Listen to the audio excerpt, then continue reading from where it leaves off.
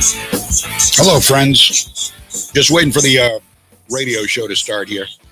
Welcome aboard. It's all good. We're doing it a little differently today. Got a big announcement coming up, too. A good announcement. Good, I tell you.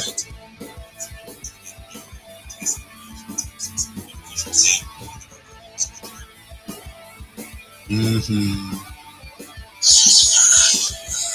in there. Can you hear me, Mark?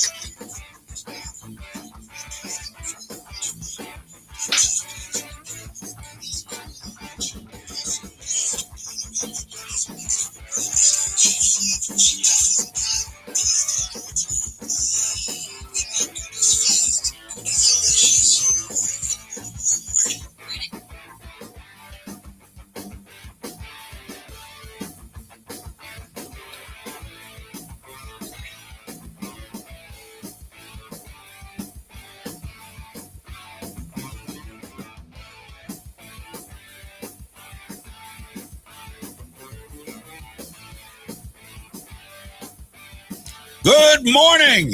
It is Freedom's Pep Rally. John James here. And wow. Oh, there we go. That's better.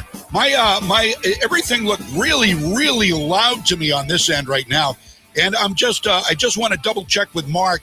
Give me the thumbs up. I can see you there in the studio, Mark. If you can give me the thumbs up if everything is sounding good and not distorted and everything, because we're doing things a little differently this morning. That is going to make this whole thing better. Okay, I guess I see where. Good. I can't see your thumb, but I take it you put there. Good. Okay. Thank you, buddy. Beautiful. Well, that was easy. That's not to steal a Staples slogan or anything like that.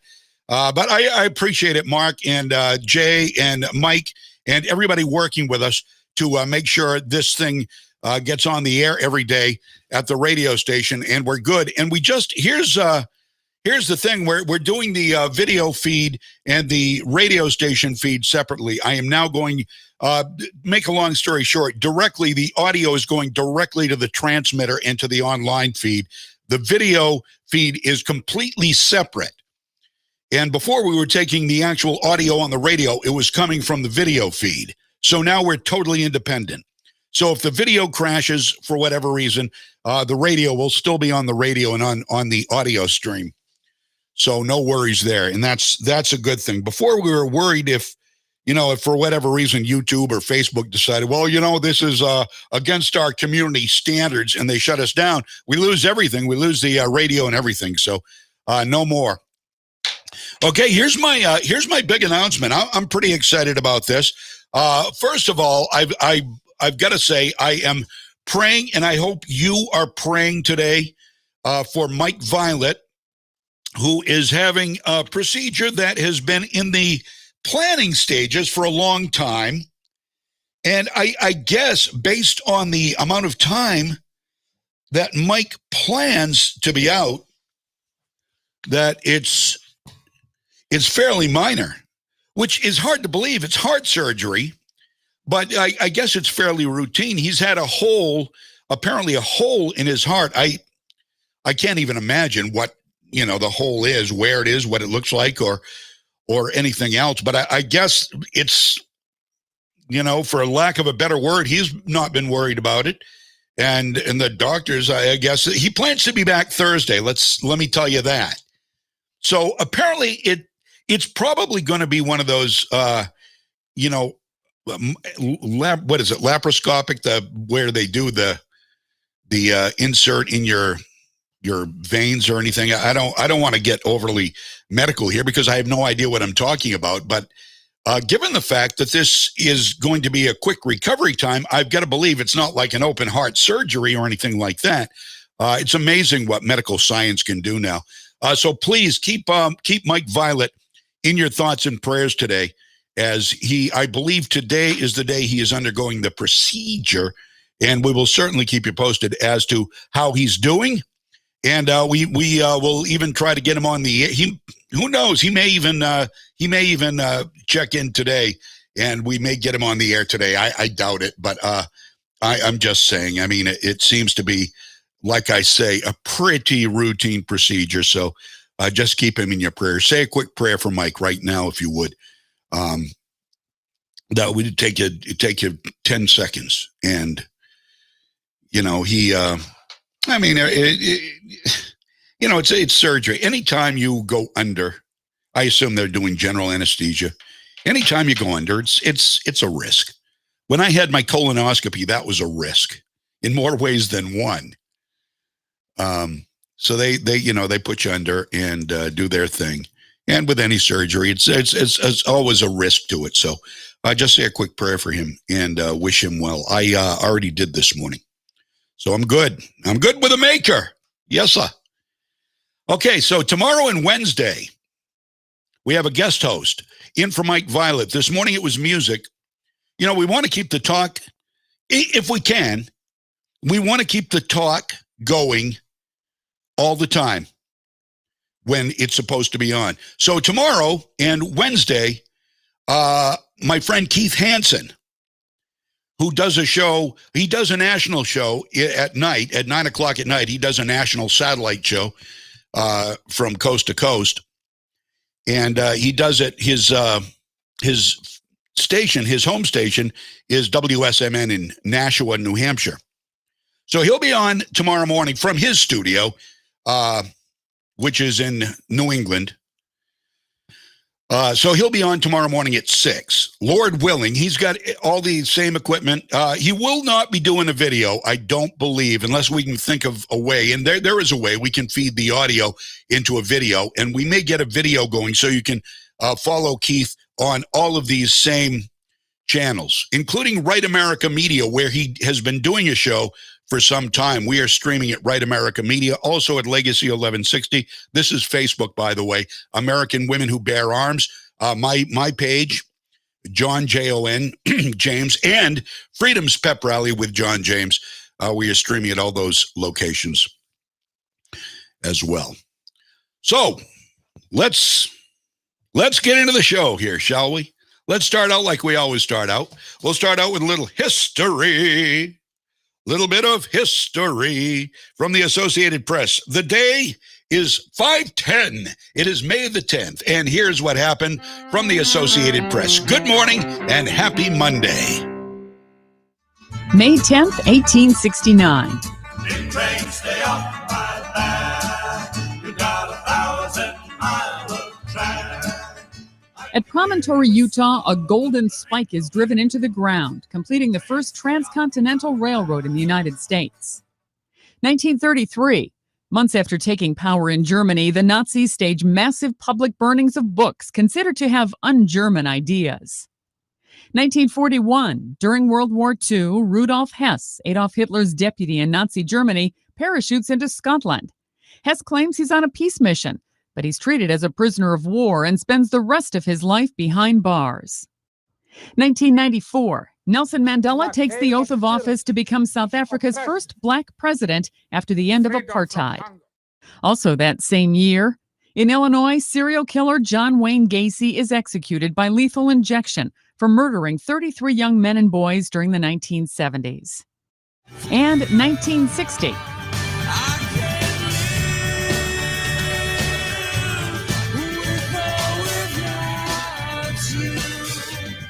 Rock musician Bono, frontman of the group U2 and an anti-poverty activist, is born in Dublin, Ireland. Today in history, May 10th. Sandy Kozel, The Associated Press. All right, welcome back, Freedom's Pep Rally. Yeah. Bono. No, poverty sucks. Now, I'm not an activist of any kind. I don't think. Maybe I am. I don't know. Some might consider me an activist. I'm a freedom activist.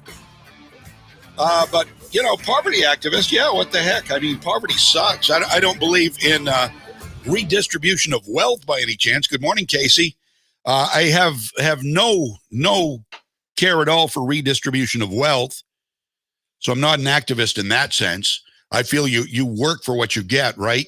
And if you need a hand up for a while, you get the hand up because we're compassionate. We are Hey, I'm sorry. I'm just finishing my coffee here. This is my my Kimber cup, my Kimber gun cup. I own a Kimber. Yes, I do. I own a Kimber 1911. That's all they make, I think, is 1911s. Maybe they have one gun that isn't a 1911, but they're mostly 1911 style guns. So, yeah, we're a compassionate lot of people. And we help those who need help when they need help, not forever.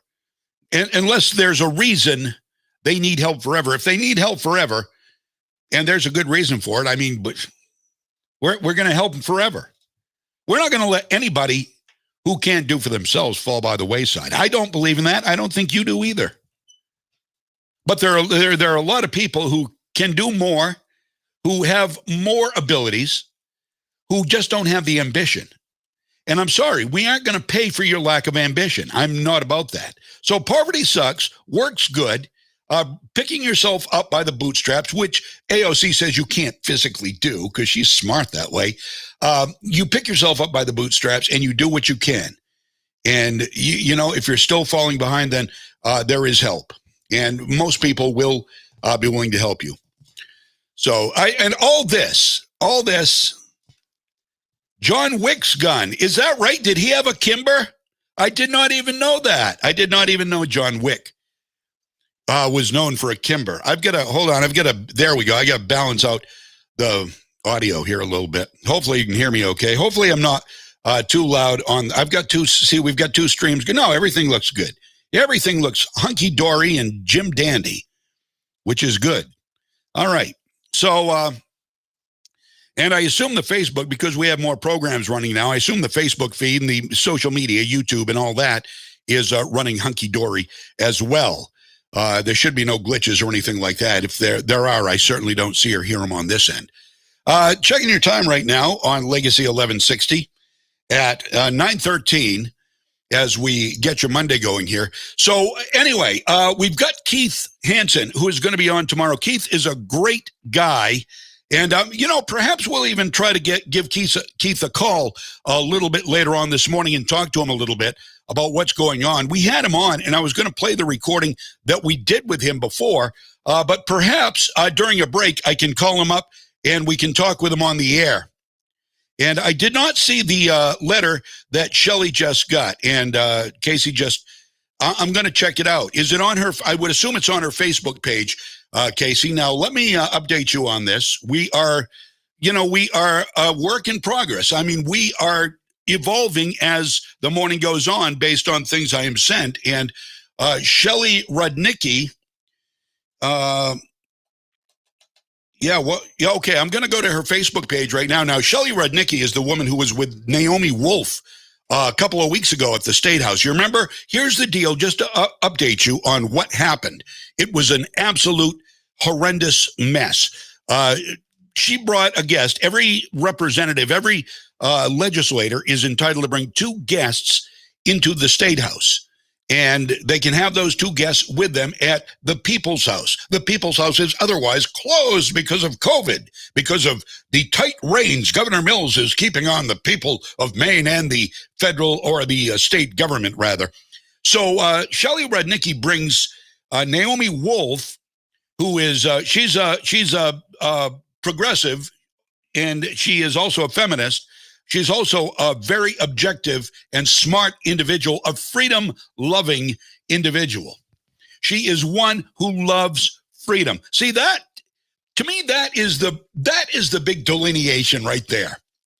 The big delineation in parties is where freedom meets socialism, communism. And there is a huge delineation there. I don't care that Naomi Wolf doesn't agree with everything I agree with. She may not believe in guns. She probably believes in the right to choose. But she believes in freedom. She believes in freedom. And she was out campaigning for no COVID passport, for freedom to choose whether or not you have the vaccine, for freedom to choose whether or not you need to be masked everywhere you go. So Shelley Rudnicki brought her into the State House with her camera person and knocked on the governor's door, to which they received a mighty hostile reception. A mighty hostile reception from Governor Mills' bald-headed chief of staff. Yeah, I'm one to talk. I know. Who comes out and points to the ground, "You don't belong in here." He yelled. The video's there. The video is on my page. It's on Freedom's Pep Rally. It's on Legacy. You can find it. It's there. It's a video, and it's my subsequent chat with Shelley Rudnicki. So then, by a Democrat majority, it is voted that Shelley is no longer allowed to have guests in the State House. Her right to have guests is taken away. First of all, she's a representative of the people of Maine, and she cannot even get a call back from Open Door Janet. Open Door Janet won't even call her back. Isn't it precious? Open Door Janet is so sweet and, for the greater good, and everything's going to be coming up roses in no time at all if we just follow the science. Just listen. My door is open. I'm an open book. Come talk to me. She will not return a call. She will not talk to the Republicans. She is a phony. She's proven it. I gave her a chance. When she won the election, I said, wait a minute now.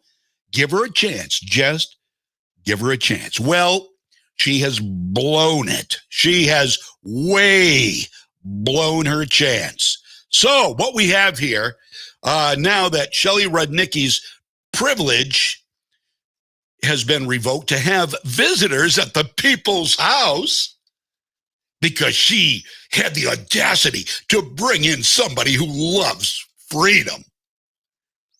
So let's check Shelley's page. I just get the heads up just now. Oh, she took it down, Casey says. All right, well, you know what? I think we may reach out to Shelley Rudnicki this morning. I don't know if she's listening. I don't even know if Shelley might be listening. But you know what I'm going to do? I'm going to text Shelley Rudnicki right now, and I'm going to see if she will come on and talk about the letter, or if she had. See, what I love about Shelley Rudnicki, Representative Shelley Rudnicki of District 108, which is Mercer, Smithfield, and Fairfield. What I love about her, and you should too, is that she is doing it for the people. She doesn't care if she gets elected again. She said that. She doesn't care what they try to do to her. She said that. She's not going to back down. She's not going to stop. She's going to let you know, and I know, what they are doing, what sinister things they are doing at the State House. And trust me, they are sinister. So I am going to text her right here. I can do this pretty well. In fact, I'm going to let you hear what I am texting her. And this is likely going to misspell her name, because I'm going to do talk to text. And it's going to spell her name wrong, because she spells it Shelley. And I know it's going to not put the E in there. Hey, Shelley, period. Will you come on the air and talk with me this morning if I call you, period? Oh, look at that. It spelled it with an E.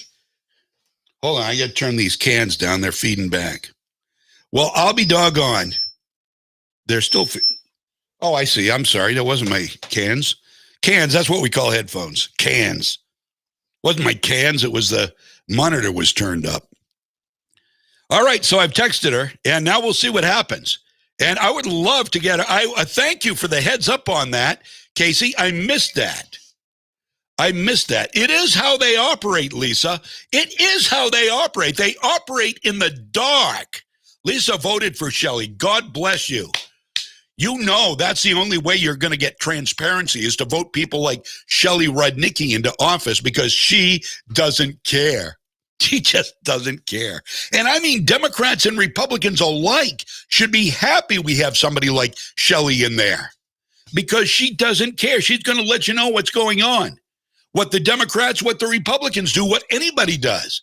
She takes no prisoners. They're all fair game. If they're screwing up, if they're screwing us over, she's going to let us know. They don't like that, especially the left so far, because there's been a lot of dirt to dish on the left from their meetings at the Civic Center with no social distancing once the cameras are off, except for Shelley always has her camera on, and the cover-up or the way they did the state budget by using a simple majority so they could get their way and the Republicans wouldn't have a say in it. And all they had to do, it was an emergency. It was an emergency. No, you didn't have to get it passed. It doesn't start till what, June? You had plenty of time. But if they'd waited longer, they would have needed a 2/3 majority to pass their budget, which they probably wouldn't have gotten. See, they are corrupt. They are sneaky. They are sleazeballs. And they're screwing us. It's our money, damn it. They're screwing us to get their way, to help Janet get her way.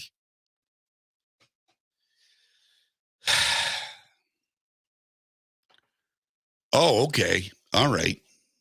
Thank you. I just got the letter. I haven't heard from Shelley.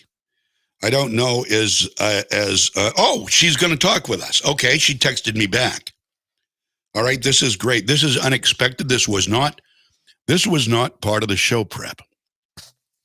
But by the way, before we go any further, I just want to mention some heartbreaking news I personally got yesterday. Thank you for your condolences, by the way, on my page. And my condolences to Rick, my friend Rick and Gwen, and all the people who worked with Dick Richards. Dick Richards, I told you, was my weatherman for years when I was working in Lewiston, Auburn, and Portland. He was part of the morning team on 2 radio stations that I worked for. And I've known Dick. I've known Dick for 40 plus years. Just the nicest man. And he passed away suddenly, apparently, on Saturday. And those of you who are on this feed, on the video feed, and follow the comments. By the way, I will put the comments will start coming up on the screen. I apologize. I didn't think of that this morning. But Dick Richards oftentimes was on this feed commenting and talking to y'all. And it blindsided me when I heard that he had passed. So my condolences to all the people he currently worked with. And when I saw the email last night, I mean, this is how I was. I was speechless. This is one of those things. Somebody's in your life for so long, and suddenly they're not. You know how that is. You know how that goes. People have friends and loved ones, and parents die, and worse, children, and it just shocks you. Obviously, parents when children die. I mean, those leave indelible marks on your everyday life forever, especially a child. But even so, people you're close to, I mean, thank you, Lisa. Thank you. So anyway, I just wanted to mention that before we go any further. We'll take a break. I'm going to get Shelley Rudnicki on the phone. I don't know if she's available right now or not, but she said sure. So perhaps she is. I don't think they go back till tomorrow in the legislature. So we'll get her on the horn and we'll give Shelley a talk and see if we can read that letter on the air. I'm John James. This is Freedom's Pep Rally. It's 9:25. Legacy 1160 WSKW. Hey folks, who's thinking about spring? Hi, this is Bernie from Trailside Performance. If you're taking on those tough chores around your property, come check out the #1 selling farm tractor in the world, Mahindra. Not only are Mahindra tractors tough, but they come with a 7-year warranty to back it up. With Mahindra, there's no regeneration, no diesel particulate filter, and no hassle. I personally invite you to our Winslow or Newport location to learn more about Mahindra and their awesome discounts and finance programs. At Trailside Performance, we service what we sell, and we sell Mahindra. Do you have itchy, irritated, or burning eyes? You may be experiencing dry eye syndrome. Contact Kennebec Eye Care and let them help find a solution to the problem. When we concentrate on activities like reading, driving, and computers, we blink less, which reduces the amount of tears on the surface of the eye. An exam with Kennebec Eye Care will identify what's causing the issue and how to best treat it. Schedule an appointment today by calling 872-2797. Kennebec Eye Care, your sight specialists, 216 Main Street in Waterville, and online at KennebecEyeCare.com. Spring is the time of renewal for both you and your home. So brighten your day and your surroundings with great items from Town Line Antiques. Do you love classic decor? You'll find furniture, artwork, glassware, signs, and hundreds more pieces around every corner. Their classic colors and styles will have you thinking spring and feeling invigorated every time you see them. Or maybe you enjoy collecting books, comics, coins, sports memorabilia, watches, or classic electronics. Town Line Antiques has rare items that you won't find anywhere else. Town Line is also showcasing a new display of art glass that's absolutely dazzling. Each piece is one of a kind, with its own unique flair of colors and form. You simply have to see them to appreciate their beauty. And for everyone who loves to bring items back to life, they're now carrying high-quality fusion mineral paints that give you beautiful color and a durable, long-lasting finish. Town Line Antiques, open Tuesday through Sunday from 10 to 5. Route 201, right on the Winslow-Vassalboro Town Line. I'm CBS 13 meteorologist Lexi O'Connor. Partly sunny with the chance for scattered showers this afternoon. Highs will be in the upper 50s to low 60s. Partly sunny with the chance for scattered rain showers Tuesday and Wednesday. Highs again in the upper 50s to low 60s. Mostly sunny mid-60s on Thursday. Thank you very much, my friend, my pal, Lexi O'Connor. I don't know Lexi personally, to be honest with you, but that sounds cool. Tomorrow morning, in for Mike Violette, Keith Hansen is going to be on. And we'll try to get Keith on the phone a little bit later on this morning if we have time. We have a lot to get to, and we aren't even going to scratch the surface right now because, thankfully, thanks to Casey, this just popped up. And I've got Shelley Rudnicki on the phone with me this morning. Good morning, Shelley. Welcome to the Freedom's Pep Rally. Good morning, John. So this sort of came out of the blue as far, for me, but whatever it is, did it surprise you? And I haven't even seen the letter yet, although Casey sent it to me, and I'm going to look for it right now. And it is still on your page, right? Yeah, it's still up on my page. Okay. I'm going to bring it up here. And why don't you go ahead and tell me, I see it was signed by members of the Legislative Council. And Ryan. Well, it was actually signed by Speaker Ryan Fecto. Right. Okay. And then CC'd members of the Legislative Council, the Executive Director, the House Clerk, the Secretary of the Senate, and the Capitol Police. Okay. And they were all CC'd on this. So it basically goes back to my bringing in Dr. Naomi Wolf into the Capitol. It'll be 2 weeks right. on Wednesday that it happened. Yep. And I want to remind folks that the Capitol building is probably bigger than any Walmart out here. It is. And the fact that they have limited people being able to enter that building because of their so-called COVID-19 policy. And they listed three parts that I violated by bringing in Dr. Wolf. They said that I violated the clear definition of a guest because she isn't my constituent. But if I was to bring in a lobbyist who's not my constituent, isn't that the same thing? Did they say that what? Did they say that the number one, the very first reason it says, in defiance of the policy, knowingly sought admittance to the State House under the policy for two individuals who were not constituents and therefore did not meet the clear definition of guests set forth in the policy. Did they present the policy and did it say constituents? I would have to pull up the policy again. And to be honest with you, I think the policy's bogus. Yeah, why should it matter? A guest is a guest is a guest. It is, and it is the people's house. Yes, and it that's is. the thing that I'm having a real problem with, is they are more concerned about the health and welfare, supposedly, of state employees than they are the people that work at Walmart. Yeah. Or the people that work at the corner store. Hannaford, or the, corner store, Home or Depot. Anything that, those of us that, are out there working with the public. Wow. Because they are saying that it's COVID-19 prevention. But what I want to know, if they're going to say this as this is their prevention, it's not. Then I would hope that every state employee that works in that building does not go to Walmart, does not go to the grocery store. Right. That's why I'm so frustrated. And by the way, we're not blaming the state employees at all. We are not blaming the state employees. It's not their fault. But you see and are they doing this for state employees, or are they doing this for power and control? Do they care about state employees really that much? Or is this a facade? Is this a ruse to make it look like they're so compassionate and feeling? Is this all about feelings again, Shelley? I think it is. And it's about control.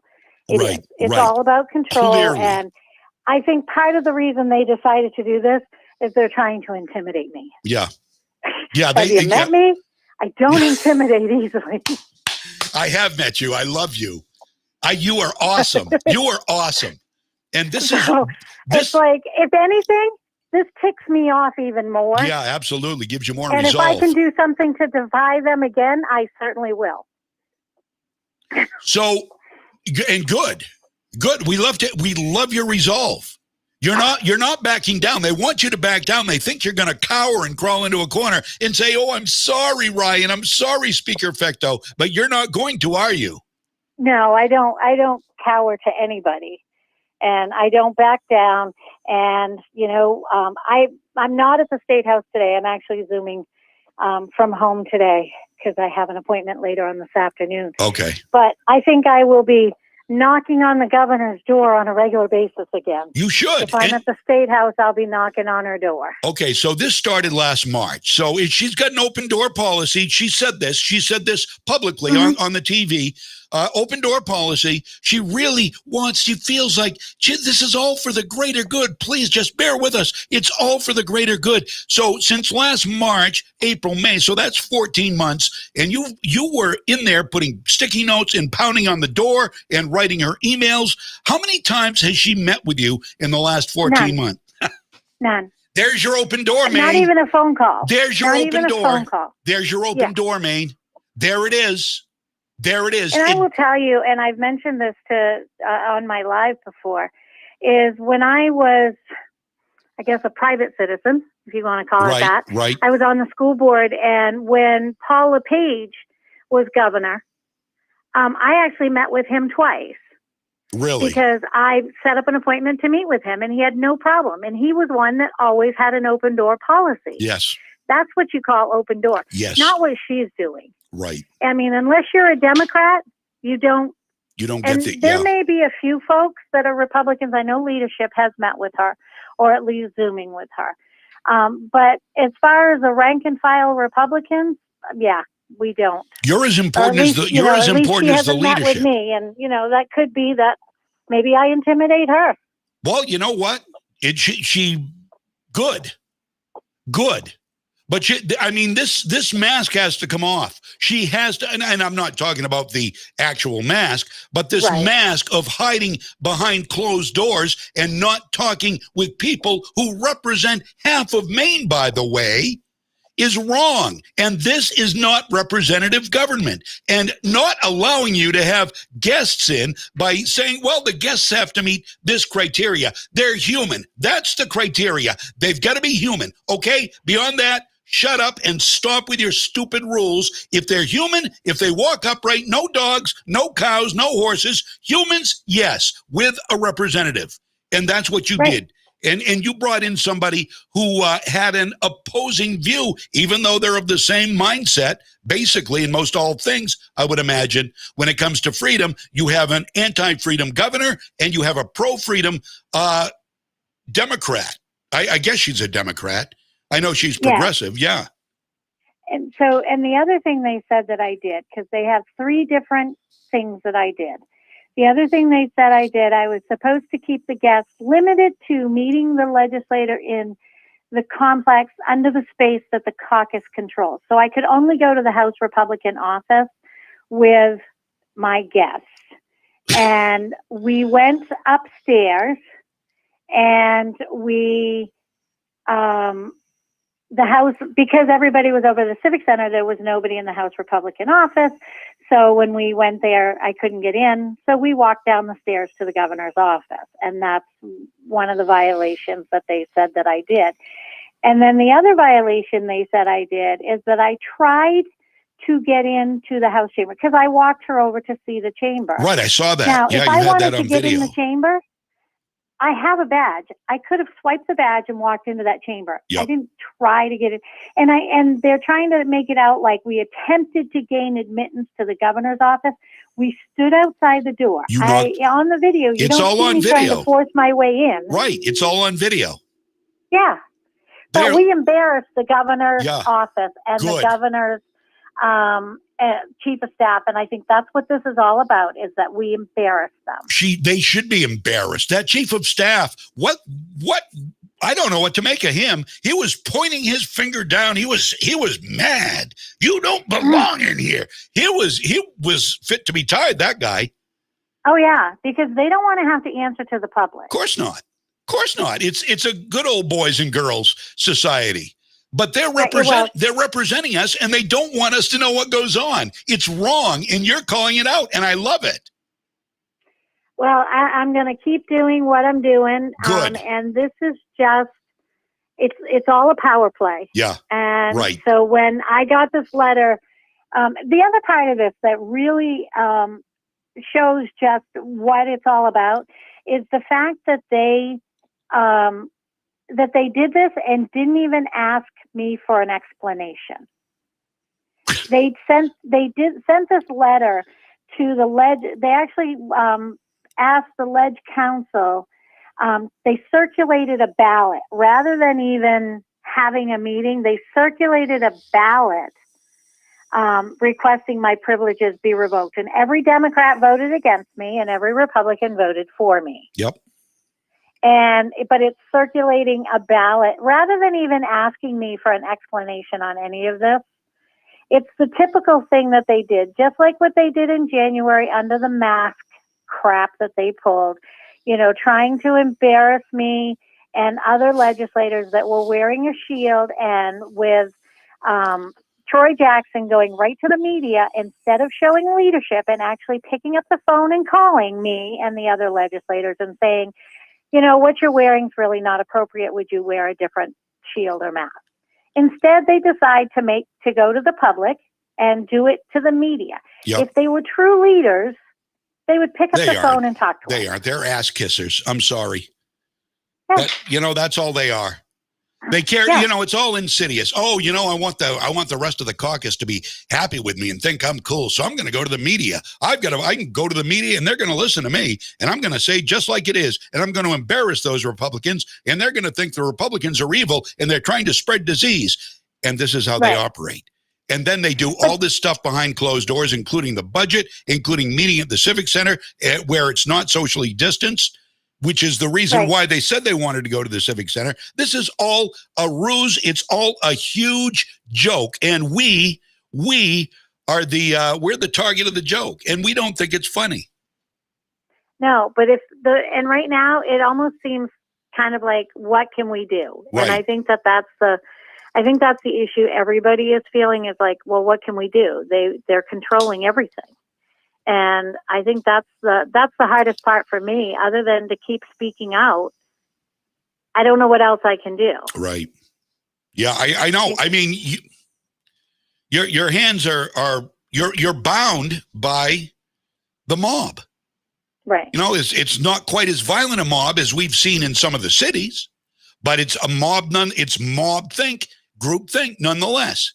They think as a group, and the governor thinks right along with them. That's why she refuses to talk. And you're not the only Republican who says the governor has not reached out or gotten back to them. I've talked with several Republicans, senators and representatives, as you know, and none of them say the governor has been of any use whatsoever to their constituents. And I really I wish we could do more. And I think we just need to keep speaking out. We need to keep putting pressure on.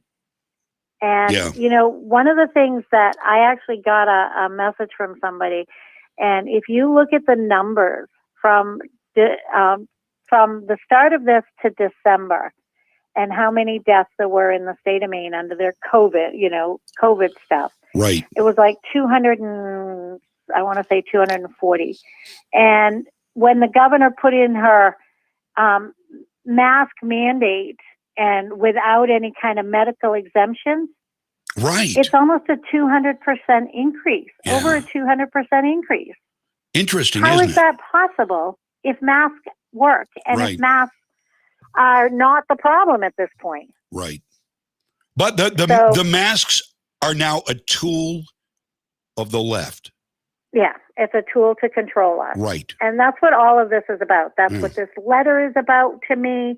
This is what, all of this stuff is about. And, I mean, I'll just keep speaking out, and that's all I can do. And I'll make sure that when I get things like this, that I will make them public. Absolutely. I mean, I'm just going to keep making this stuff public whenever I can. Let me read the last paragraph here. This is after they voted 6-4 to suspend your guest privileges. Not right in the people's house. It's a privilege. You notice how rights are now privileges. Have you noticed this trend? I've got more proof of this later on with Dr. Fauci and CNN, Jake Tapper. Here's the last paragraph of the letter after the 6-4 vote to suspend your privileges. This decision is not one that was made lightly, but one that was necessary to protect health and safety. The Legislative Council passed the COVID-19 prevention policy to minimize the spread of the disease and protect the health and safety of legislators who aren't there, legislative staff, and others in light of risks presented by the highly contagious COVID-19. This policy will only be effective if it is followed by all those who come into the State House. You were masked. You guys did it right. What? It's lies. It is lies there. What if Ryan Fecto, I wonder, I'm drawing conjecture here. What if Ryan Fecto had somebody from the media from New York City who he wanted to bring in to talk to the governor and knocked on the door? Do you suppose he would have gotten the reception you and Naomi Wolf got? Oh, no, of course not. Right. It's hypocrisy. It's two different. One's a right for the left, and it's obviously a revocable privilege for you. Well, and that's what they're trying to say. And some people have been like, well, what gives you the right to? And I've heard this. Some of it's been posted on my page or whatever. What gives you the right, to think that the governor will answer your knock? And I'm just like, wait a minute. She's the governor. She's not God. Right. Exactly. You're right. You'd have all you've got to do is say a prayer to get to God. You don't have a prayer of getting to Governor Mills. No. If you're a Republican, apparently. No. Wow. So are you going to fight this? Are you going to fight this revocation? Well, there's not so here's the thing. It's pretty asinine because to what end is this letter? Because if I really wanted to bring somebody in, all I have to reach out is to any of my caucus members, and I'm sure they would bring those people in. Right.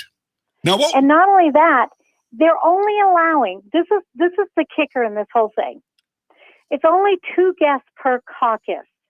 Right. So they're only allowing 8 total guests in the Capitol. At a time?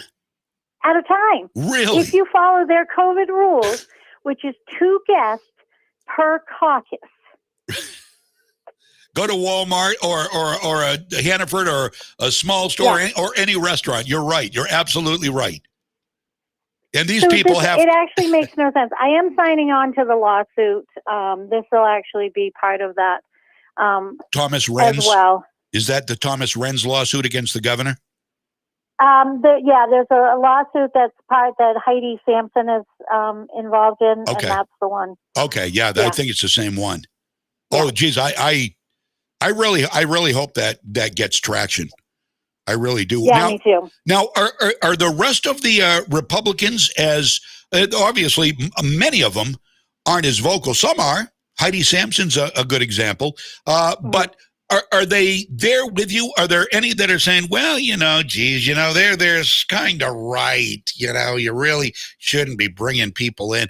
Are there some wishy-washy people on the Republican side who are sort of... Not that I've had the opportunity to talk to.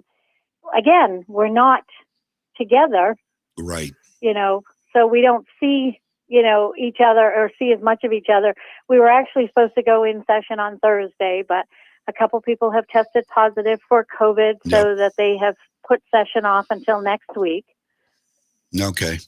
Well, I know COVID rates are on the uptick, but the way I look at it is the more people get it, and there are less people dying. There are less and less people dying, because the older population, the most vulnerable, are and they should be getting vaccinated. Right. So that's happening. And so we're seeing less deaths. It has a very high recovery rate. But the COVID is going up. But those people, and we'll get to this. I've got a piece on this later in the show. The people who have had COVID-19, I don't believe should be required to get a vaccine, are they talking about in the legislature that you have heard? Are they talking about requiring the vaccine in order to travel by maybe presenting a vaccine passport or something similar? Well, I know it's been talked about in a variety of ways. I know that with the immunization policies that are currently in effect for other immunizations, and that's actually been in education again this week. There's more talk about having the medical exemption, because I know people that cannot have the vaccine. Right. I know people that don't want to have the vaccine. Right. And it is still an experiment. And that's what people don't getting across too. It is still an experiment. Right. It's an emergency approval. And the news is not reporting that. They aren't reporting that it got emergency approval and that this isn't officially approved by the FDA.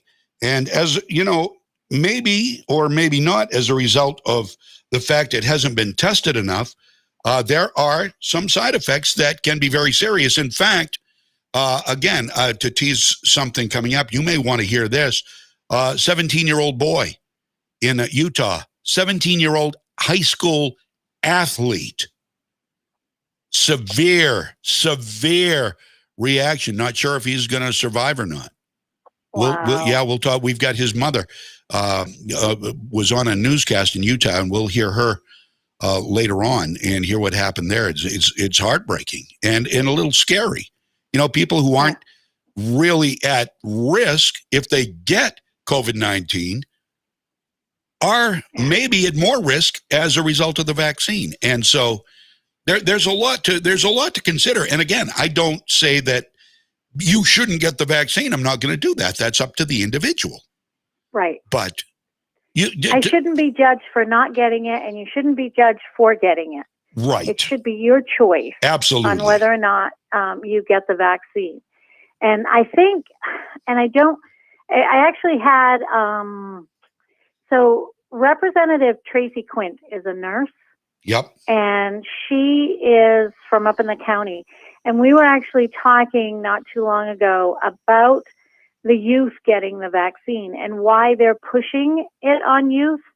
And part of the reason they are doing that or pushing it or making it available to the youth right. is so that they can then require it, but they have to have so many that get it under their under the protocols to be able to make it available for the young people. Right. Well, so she was kind of explaining that to me, but I'm not much into the science. Yeah, well, I live with a couple of nurses in my immediate family, so and I'm probably going to make the decision. Much to the dismay of some of my listeners, I'm sure, I'm probably going to get the vaccine because I do have underlying health conditions, and at my age, what's the worst that's going to happen? What's going to be worse, getting the disease or possible, albeit a small chance of an immediate reaction from the vaccine? Potatoes. So I don't know. That's the way I'm looking at it. Plus, my family nurses are saying I should get it, and that certainly carries a lot of weight. It is my choice. And that's what it needs to come down to, is this being your choice. Amen. That's well said. Absolutely well said. So I'm trying to think, because we're going to have our update. You're going to be on Thursday with us still, right? Yes. Okay, good. So we'll have an update then. I'm trying to think if there's did we leave anything on the table last Thursday that we were going to follow up on? I can't remember, to be honest with you. I don't think so. I do, just to let everybody know that there is a work session tomorrow on the qualified immunity for police officers. Oh, wow. Might be a good idea to pay attention to right. The Judiciary Committee tomorrow. It's a pretty important thing, and if that comes out of committee, that's a dangerous bill that's gonna. And right now in my committee, I actually have it on in the background here. Is they're dealing with closing of Long Creek. They want to close the Long Creek facility. So, they don't like prisons. They don't like prisons. They don't like locking up residents, as we now call them, apparently. Yes. I mean, what? Well, I mean, this is just topsy-turvy world under the now on this qualified immunity. Just to recap, qualified immunity would allow people who feel hurt, they feel targeted. If a police officer does something they don't, if they have to use deadly force, if maybe they tase them because, I don't know, they feel threatened and they fall to the ground and break an arm, it opens the police up for personal lawsuits, and they could lose everything they personally own based on the whim of somebody who feels they were hurt, right? Yes. Yeah. And that's the dangerous part about it, because I think we're going to lose a lot of police officers. I mean, I've heard from police officers, and I know other legislators have heard from police officers that will choose to leave the profession, right, rather than lose their home. Take that chance of losing their home. And it's not, because qualified immunity doesn't mean that if they break the law, they don't have immunity. Right. Right. And that's but guess what? Legislators have immunity. Yeah. Isn't that something? And tell me, when legislators, how many times a week do you think your life is on the line? Well, now, who knows, but your life is on the line when you go to the State House. I mean, it's not, right? Right. It's not. You're not going to have an armed confrontation with a thug, most likely. Right. But no, and that's the scary part. And the fact that, they're trying to take this away from our police officers, and put their lives in the danger. They don't make a lot of money. Right. No. And to take these chances, it's just wrong. But it is coming. It is a work session tomorrow, because they've had the public hearing. Yep. It is a work session tomorrow in Judiciary. So, it can be watched on YouTube. Good. But we can't interact, though, right? No. Okay. No. During a work session, the only way folks can interact is if you're invited in by one of the legislators. Okay. But you can't invite anybody in anymore. Well, I mean onto the Zoom, but I couldn't okay. anyway because it's not my committee. Oh, I see. Okay. So it's So judiciary. it has to be a committee member. Now there's a separate channel for each of these, each of these branches, right? Is there a judiciary YouTube channel? Okay. Yeah. If you go to legislature, I think it's legislaturemaine.gov. Yep. And go into the committee section, and whatever committee that you choose, there's actually a YouTube channel. You can click on that, and it'll take you right to the YouTube channel too. So terrific. Perfect. All right. Well, Representative Shelley Rudnicki, District 108, Smithfield, Mercer, Fairfield. Thank you so much. Sure, anytime. And I appreciate your being there like lickety split. I just got this message on our video feed, and I thought I hadn't seen this letter, and I'm glad I called you before I looked at it, because I was going to ask for this seems to be going a long way to silence speech they do not agree with under the guise of public health. It's laughable, Representative Rudnicki. It's a joke, really. It is. It is. I believe it's a joke. and why did the Capitol Police? Here's a fair question. Say you go in with a guest, what's going to happen to you? What are they going to do? Are they going to physically remove you and the guest? And how would that look on video? They probably will keep the guests from going in. You have to pass through. They probably, they can stop the guests at the security right there. They can stop that. I mean, that's the only thing I can think of they can do. They can't stop me from going in. Right. But they can stop the guests because, there's a sign at the front door that, it's closed to the public until further notice. And it's been that way since last March, so we can't go in there. Wow. I never thought we'd see this. I never dreamt we would ever see anything like this. This is scary times. Really is. It certainly is. Representative Shelley Rudnicki, thank you so much for your time again, and keep fighting the fight. I'm telling you, you're going at them there, and I love it. I love your resolve.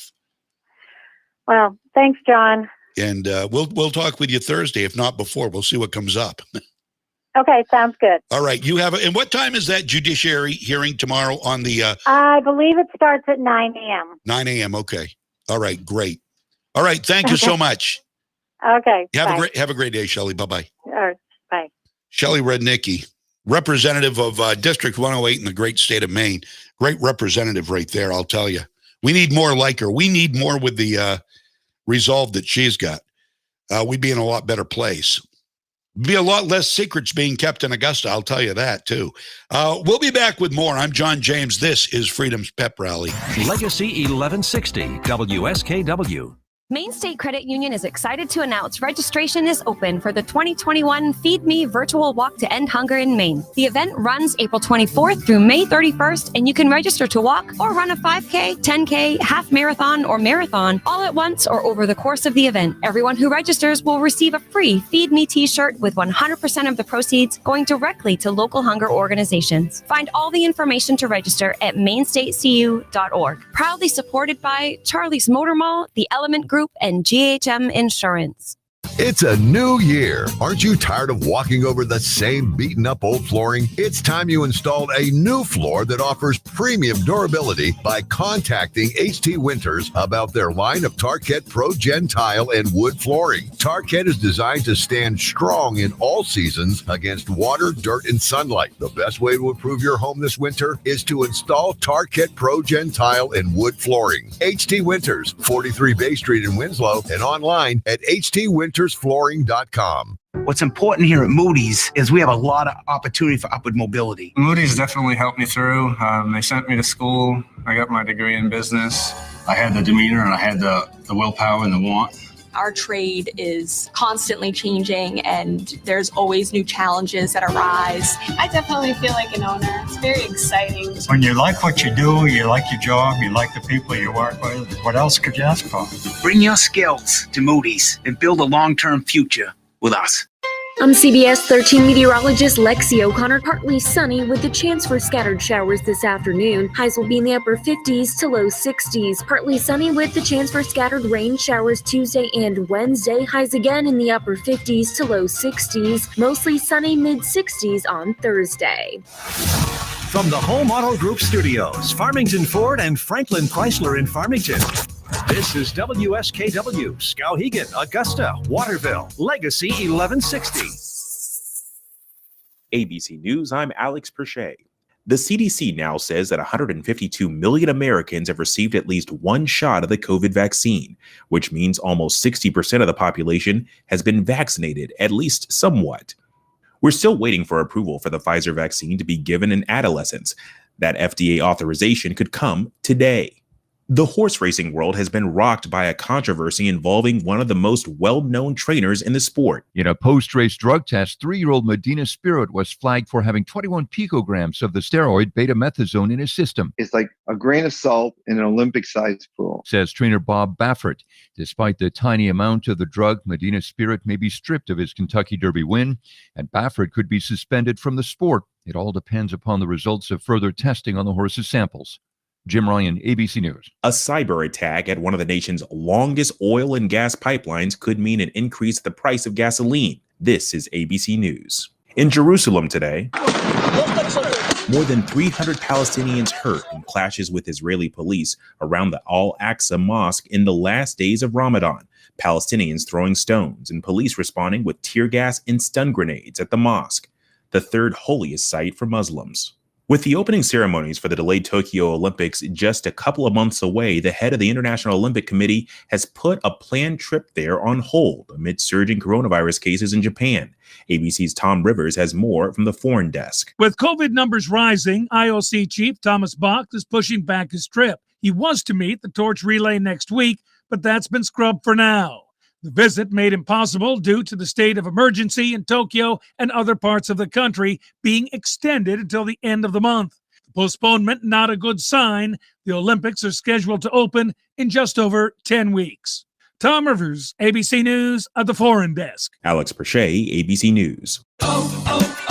O'Reilly. This is Derek's O'Reilly Auto Parts story. After the third time jump-starting my car, I finally realized my battery was dying. So I stopped by O'Reilly to have it checked. They tested it right there in the parking lot. It was bad, real bad.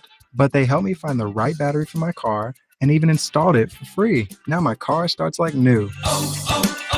O'Reilly Auto Parts.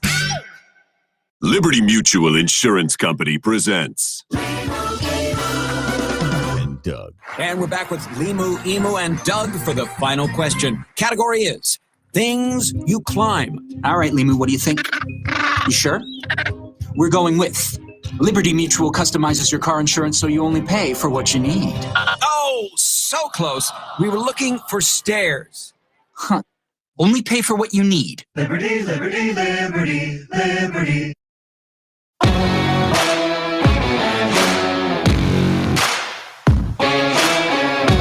Welcome back. This is Freedom's Pep Rally, powered by the Gun Shop on Coney Circle in Augusta. They are closed today. They will reopen tomorrow.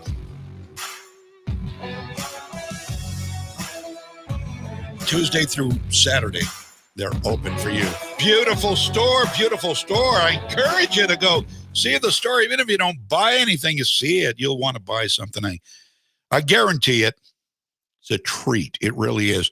Also like to thank the Bailey family of Duncans all across our listening area. Skowhegan in Madison. They are all over the place. Dover, Foxcroft, and Unity. They are all over the place.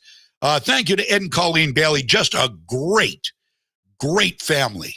Lovely family. I am honestly, I'm close friends with both of them, and they are very nice people. They run a great business, and of course, we love our Duncan here at Legacy 1160, Mike Violette. And by the way, Mike Violette is out. Keep him in your prayers. He goes to have a hole in his heart repaired today. I think of the song Wholehearted by Extreme, Played that when I was working for Top 40 Radio. It seems like just yesterday. I know it's an oldie now, really, probably. But he's having it fixed. It apparently is it's clearly fairly routine. He expects he'll be back in the saddle on Thursday. But just in case, we do, we do have somebody standing by. Keith Hansen, who is, he called me. It was just a serendipitous moment. He called me, he thought I was in a news break, and he called, and so I saw it was him, so I answered the phone, my cell phone, live on the air, and put him on speaker, and we talked for the hour. We had him on for the hour. The guy is, and he hadn't planned, he just planned to touch bases with me about something. And he spent the whole hour, and he's amazing, and he's great. And so he will be doing some fill-in work, and hopefully we'll have him on the team sometime in the not-too-distant future as a regular in an afternoon slot at some point in time. Not going to say when or how or anything like that, but this is something that we are talking about and working on. But I think you're going to like Keith tomorrow morning at 6 o'clock. He'll be before this show. And then Mike, Lord willing, will be back on Thursday, but Keith is prepared if he is needed for the next couple of days beyond that. Anyway, so that's good news. And as I say, you're going to like Keith. He thinks as we do, and he is very, very eloquent. And you talk about a gun guy. Wow. All right, this guy is a gun guy. I mean, this guy he is an elite gun trainer. That's his full-time shtick, is dealing with training police. I mean, this guy's good. I mean, I'm a rank amateur compared to this guy. You got a gun question, Keith Hansen's your man. He's the Jeff Zimba of New Hampshire and Vermont. He's great. So anyway, tomorrow morning, Keith will be here. And I think that's all we got to cover. I do want to mention our sponsors here. On the video sponsor, it's our friends at Moody's Collision Centers throughout Maine. And also, our audio sponsor is the Harry J. Smith Company on Sanger Avenue in Waterville, 24/7 audio at legacy1160.com. So you can listen to the talk, you can listen to the music, you can listen to it all right there 24/7. And it just never stops unless the internet goes down. Then it stops. All right, 10:08. Let's you're gonna get good information here. I'm telling you right now. I hope you share the feed. I hope you share the audio, the video. I don't care what you share. The radio station, Legacy 1160 Maine's Heritage Station. Share it in some way, and you're gonna learn some things here this morning. And you're gonna shake your head at a lot of it. I'll tell you that right now. For example, did you know that 78 members of Congress are now suing Joe Biden? Have you heard about this? Maybe you have, maybe you haven't. This is from WND.com. 78 members of Congress have gone to court, and they're suing Joe Biden and the administration, the Biden-Harris administration, if you will, because the American Rescue Plan, that behemoth of a bill, of which 9% went to COVID recovery, 9%, and the rest of it went to special interests, which is, if my math is right, about 91% wasn't for COVID at all, had nothing to do with COVID-19. So here's the deal. The American Rescue Plan, according to these 78 members of Congress, is blatantly unconstitutional, and here's why. It purports to control the decisions states make regarding their own taxes. So Maine is not going to have a say in our own taxes. We can't, if we were to get Paul LePage in, for example, we can't lower taxes. No, that's not constitutional. That flood on its face, that is unconstitutional. And I'm no constitutional scholar, but think about it. The friend of the court brief was filed by the American Center for Law and Justice on behalf of members of Congress in a case already pending that was brought by 13 attorneys general in various states, because the states have an interest in this. Why wouldn't they? They do. They absolutely do. They have all the interest in this. And so, by the way, do the serfs, us. We have an interest in this. They excuse me. They sued Biden. Here's why. They sued Biden because of the demand authored by the Schumer-Pelosi regime in Congress. You know, these two power-hungry fools. This demand, which they authored, prohibits states from lowering taxes anytime between now and 2024. In other words, until the end of the Biden-Harris administration. It prohibits states from lowering taxes. Chuck and Nancy.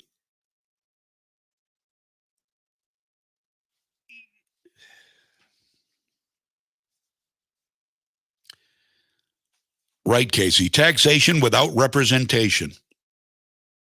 Unconstitutional. But, as I've always said, and I know you probably have believed it for a long, long time, but if not, I hope you're starting to believe it now. They don't care about the Constitution. It's just in the way of what they want to do. It's just in the way of their justified ends, which is power and control. So they will trample the Constitution to get their way unless they're checked. Thank God somebody is checking them. Thank God. Will it fail? I don't know. I would like to think it has a chance, but based on what we've seen, even here in Maine, the Democrats don't want anybody on the other side heard or ruled in favor of. They don't want it. They have proven from National Congress right down to the Maine legislature, they want total authority. And if you don't believe it, then I've got some land. I've got the Prospect Bridge down going over to going across Prospect Harbor. Is that what it is, Prospect Harbor? Down there in Bucksport. I'll sell you that for $10. $10. Mail me a check today. Put Prospect Bridge, paid in full. I'll cash that sucker, and you keep the maintenance up on it. It requires, you got that nice elevator, though. You got that really cool elevator. You ever been up in that? It goes all the way to the top. Look down into the harbor, I guess. I don't know. Everybody I get down there with is too chicken to go up in it. I go up. I don't go up alone. No fun. 10:13 here on Legacy 1160 WSKW. So there you go. Unless these 78 people in Congress and the 13 attorneys general are successful in this lawsuit, Joe Biden and Kamala Harris win again. More power, more control over the people, as if they don't already have enough. In another lawsuit, speaking of power and control, this one's in New York City. A veterans group is suing New York City if they are not permitted to hold a Memorial Day parade. Good for them. Now, the hypocrites in New York City, one of the worst mayors in the history of the nation, Bill de Blasio, and one of the worst governors in the history of the nation, Andrew Cuomo. By the way, they don't like each other. They're both tyrants. I think one's trying to be more powerful than the other, and there's a power struggle going on there. They're children. They're basically children, legends in their own minds. The United Staten Island Veterans Organization was denied a permit for the parade, and the group is highlighting a double standard. Here it is. American military service members are barred from marching in a patriotic parade, one that celebrates America, American freedom, American exceptionalism, and the Constitution that the left despises. Yet Black Lives Matter protesters were not only allowed, but they were encouraged to hold protests throughout the city all last year.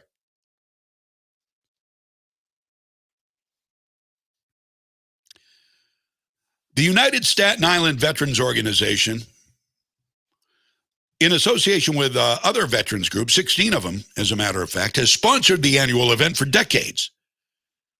And they have filed a request, or had filed a request, for a parade permit with the NYPD. They did this on February 27th. They estimated approximately 1,000 people, just 1,000 people, would march, according to the New York Post. However, the permit to march with 1,000 veterans celebrating freedom was denied by the NYPD.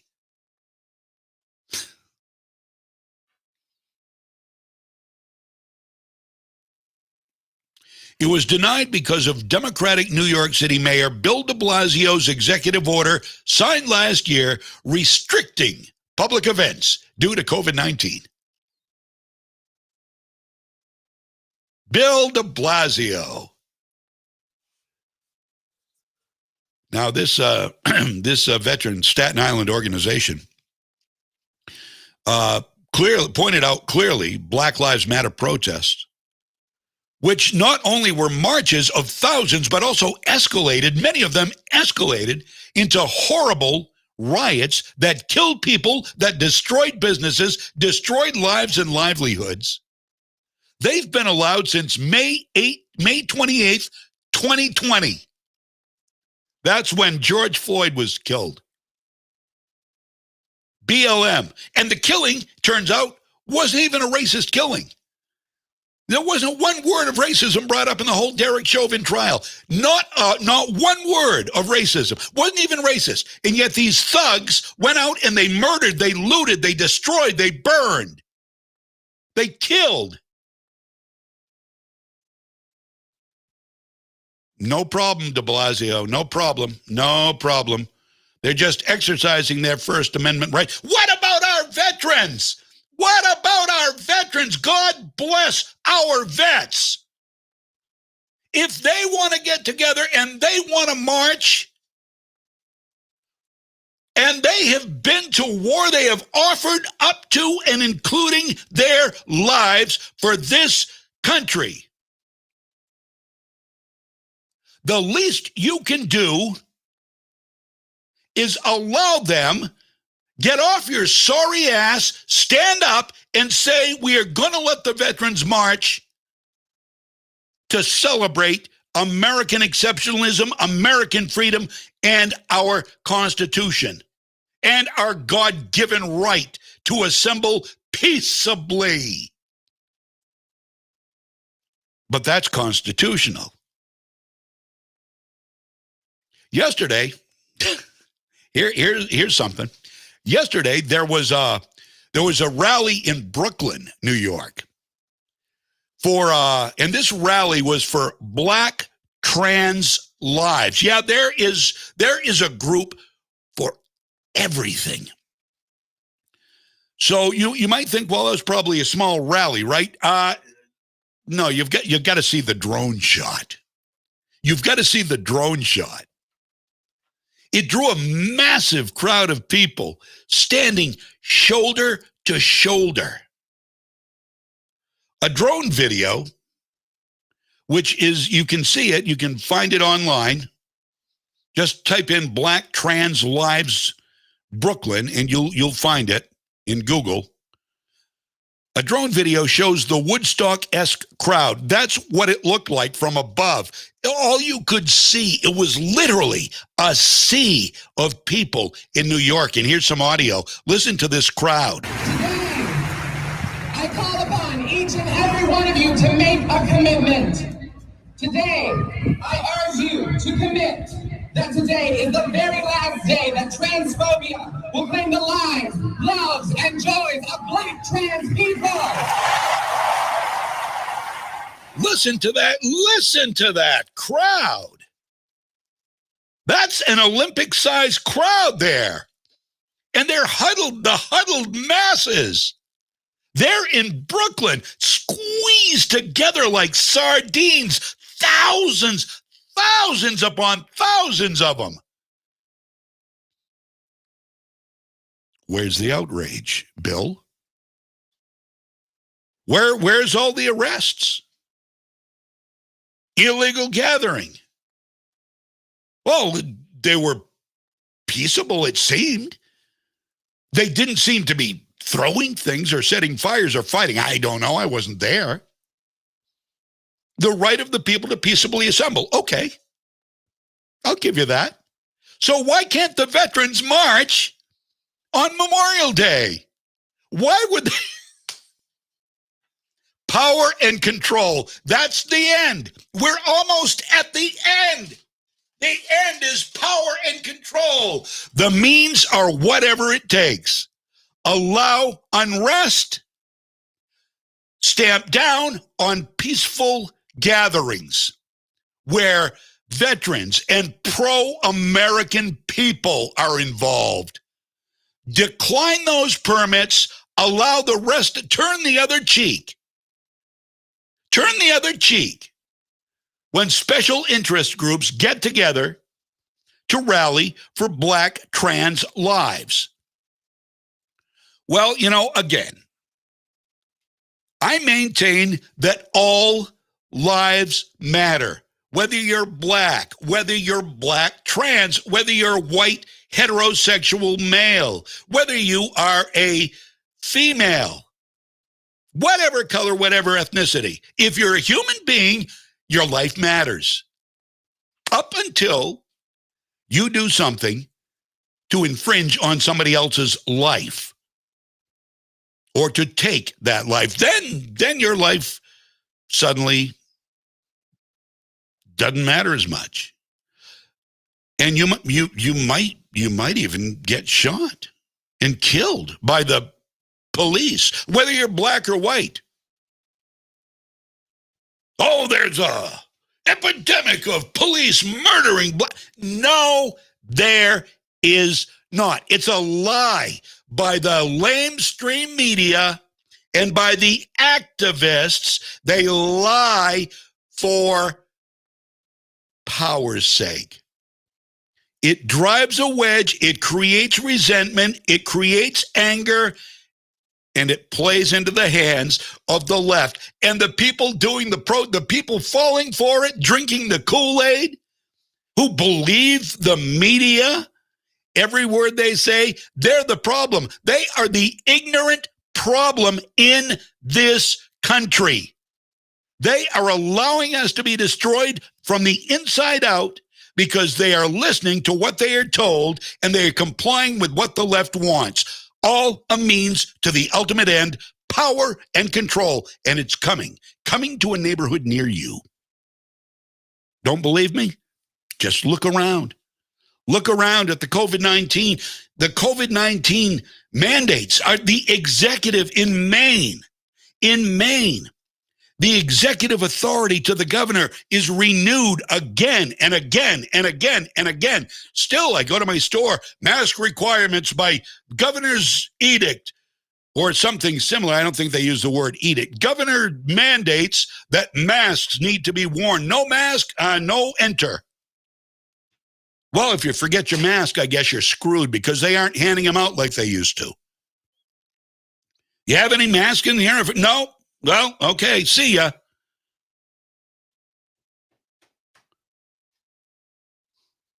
Okay. Well, that was quick and easy. Do you have a mask I can buy at least? Oftentimes they do sell masks. How do you go in and buy one though? If they won't let you in the store without a mask, how do you go in and buy a mask and then it's not their fault. It's not the store. I don't blame the stores. Don't blame the restaurants. Don't blame them. Because they are threatened by the administration. They are threatened by Janet Mills and the administration. If they step out of line, if they don't tell their customers to comply, if they don't get called out by some Karen. Sorry, I swore I'd never use that word, but that word is apparently part of the lexicon now. Some Karen calls you out because you're not wearing a mask. I can't believe you're not wearing a mask. First of all, if you're so afraid of me not wearing a mask, why are you coming right up to me and screaming at me? Wouldn't you want to keep your distance if I'm, you fool? Because they don't care. They aren't worried. They just don't like, how many people does the government have working for them? They don't like people who don't comply with government edicts. They have sided with the government wins. These Karens, these people are siding with you aren't wearing a mask. How dare you? They don't really care that you're not wearing a mask. They care that you're non-compliant with government edicts. That's I mark my words. That's what their rub is. It's not that you're not wearing a mask. Still, I see people wearing masks, walking around outside. God, I tell you, as soon as I breach the doorway, when I'm in a store or in a restaurant, as soon as I breach that doorway, that mask is off, baby. The mask is off. I see people come out of the store, they'll saunter to their car, they'll get in their car, they'll drive off, mask still on, double mask. I've seen double masked people driving in double masked or with the masks on, parking, going into the store, and probably, I'm sure, coming out with a mask on, driving away with a mask on. Compliance. I want to be, I'm virtuous. See how good I am? I do what I'm told. No, that's not America. Doing what the government tells you is not America. That's unconstitutional, you know. The government telling you what to do is unconstitutional. You doing it is stupid. You're doing it is compliance. Now, I'm not saying you shouldn't be safe. I'm not saying that at all. Be responsible, be courteous. If you're going to be in a mixed crowd of people at close proximity, well, yeah, go ahead and wear a mask. You don't want to breathe on, well, Nana's probably been vaccinated by now, right? So Nana shouldn't get it now. And less and less people have been dying, it seems to prove out in the numbers.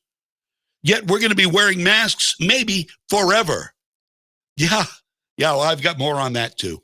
It's just like Prego. This show, it's in there. It's in there, baby. I've got all the information. You want to stick around for it. 10:27 right now. We got to take a break. I'll be right back. I'm John James. This is Freedom's Pep Rally. WSKW, Legacy 1160. What's important here at Moody's is we have a lot of opportunity for upward mobility. Moody's definitely helped me through. They sent me to school. I got my degree in business. I had the demeanor and I had the willpower and the want. Our trade is constantly changing and there's always new challenges that arise. I definitely feel like an owner. It's very exciting. When you like what you do, you like your job, you like the people you work with, what else could you ask for? Bring your skills to Moody's and build a long-term future with us. Us hardworking men still want to look our best. That's why you need to head to Penny's Barber Shop. You'll get an excellent haircut, straight edge neck shave, and a hot towel wrap, all for only $18.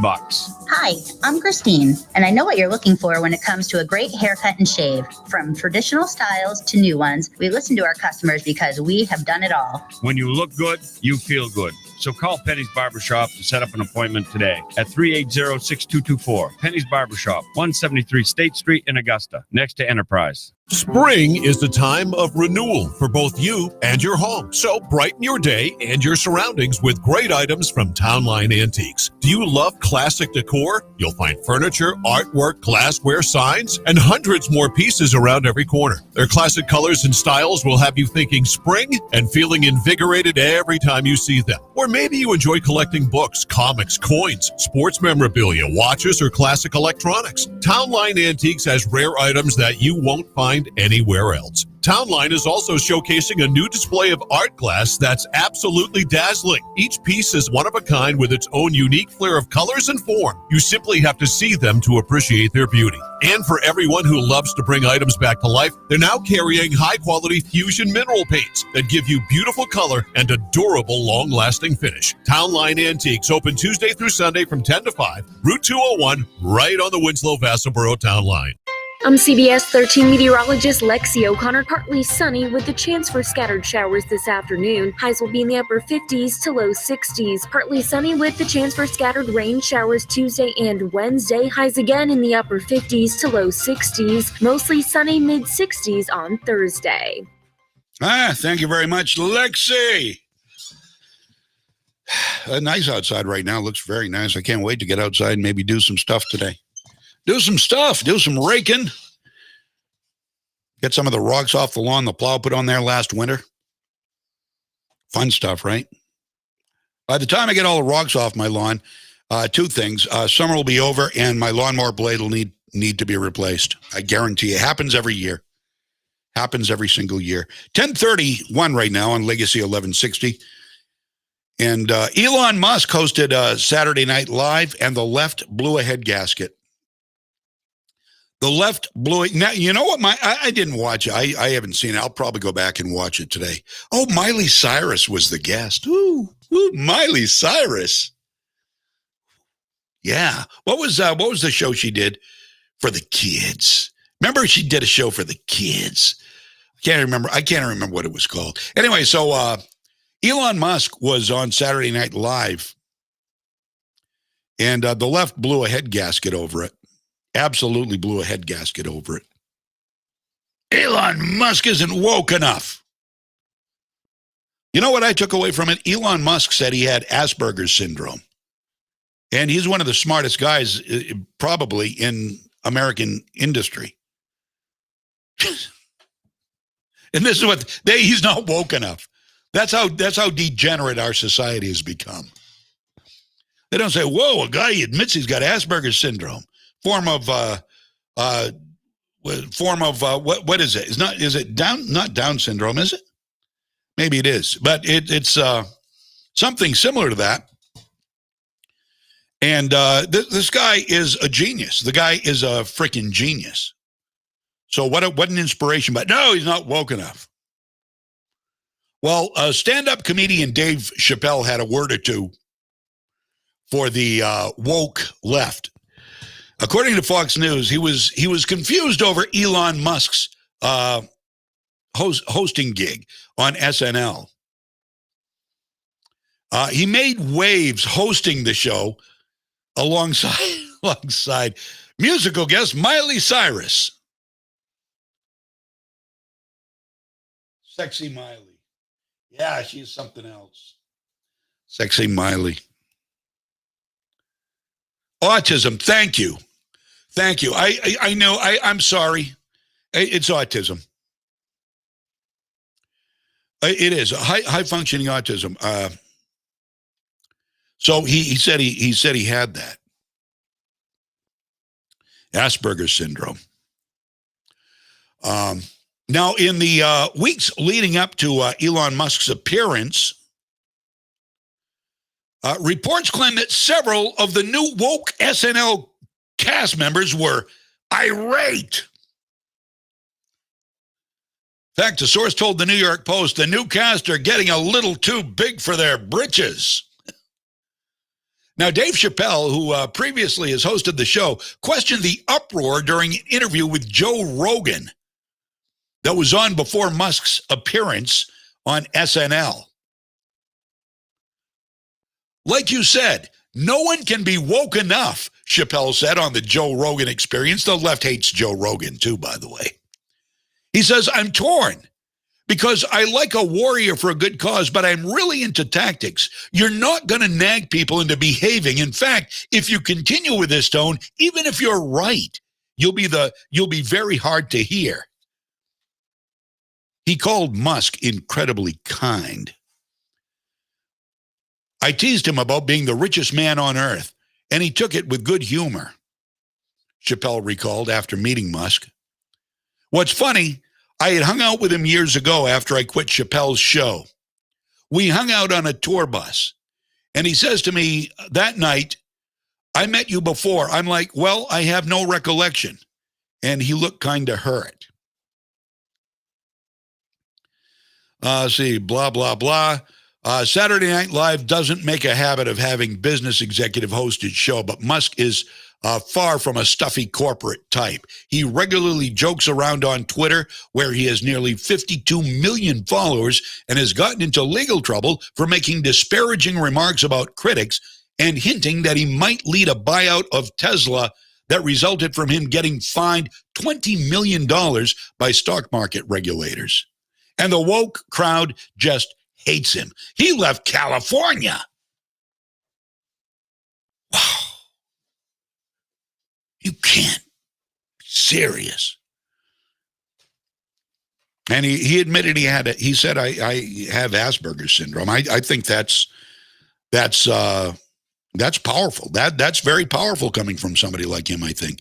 He should be praised, but he's eviscerated by the crazies on the left. Or as we call it, Saturday night.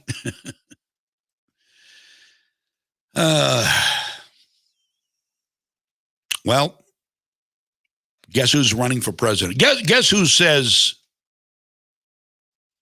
Donald Trump. Yeah, we know Donald Trump. Likely. You know who else? Maybe this next time? CBS did a nice, warm, fuzzy sit-down interview with a woman who loves to push the race issue. She also loves to keep throwing fuel on the fire. You know who I'm talking about? If you're thinking failed Georgia gubernatorial candidate Stacey Abrams, ding, you are right. She was asked if she plans to run for president of the United States on CBS. Do I hold it as an ambition? Absolutely. And even more importantly, when someone asks me if that's my ambition, I have a responsibility to say yes for every young woman, every person of color, every young person of color who sees me and decides what they're capable of based on what I think I'm capable of. Again, it's about, you cannot have those things you refuse to dream of. Oh, it's so nice, so nice. But they bring race into everything. Why did she have to say people of color? Why? Why is that necessary? Because it's part of the narrative, part of driving the wedge, part of making resentment between people. We have to bring race into it.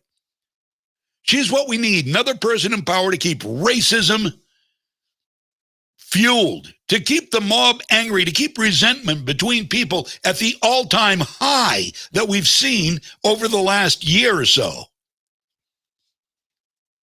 She says people in her state of Georgia stand in line for up to 8 hours to vote. She specified people of color.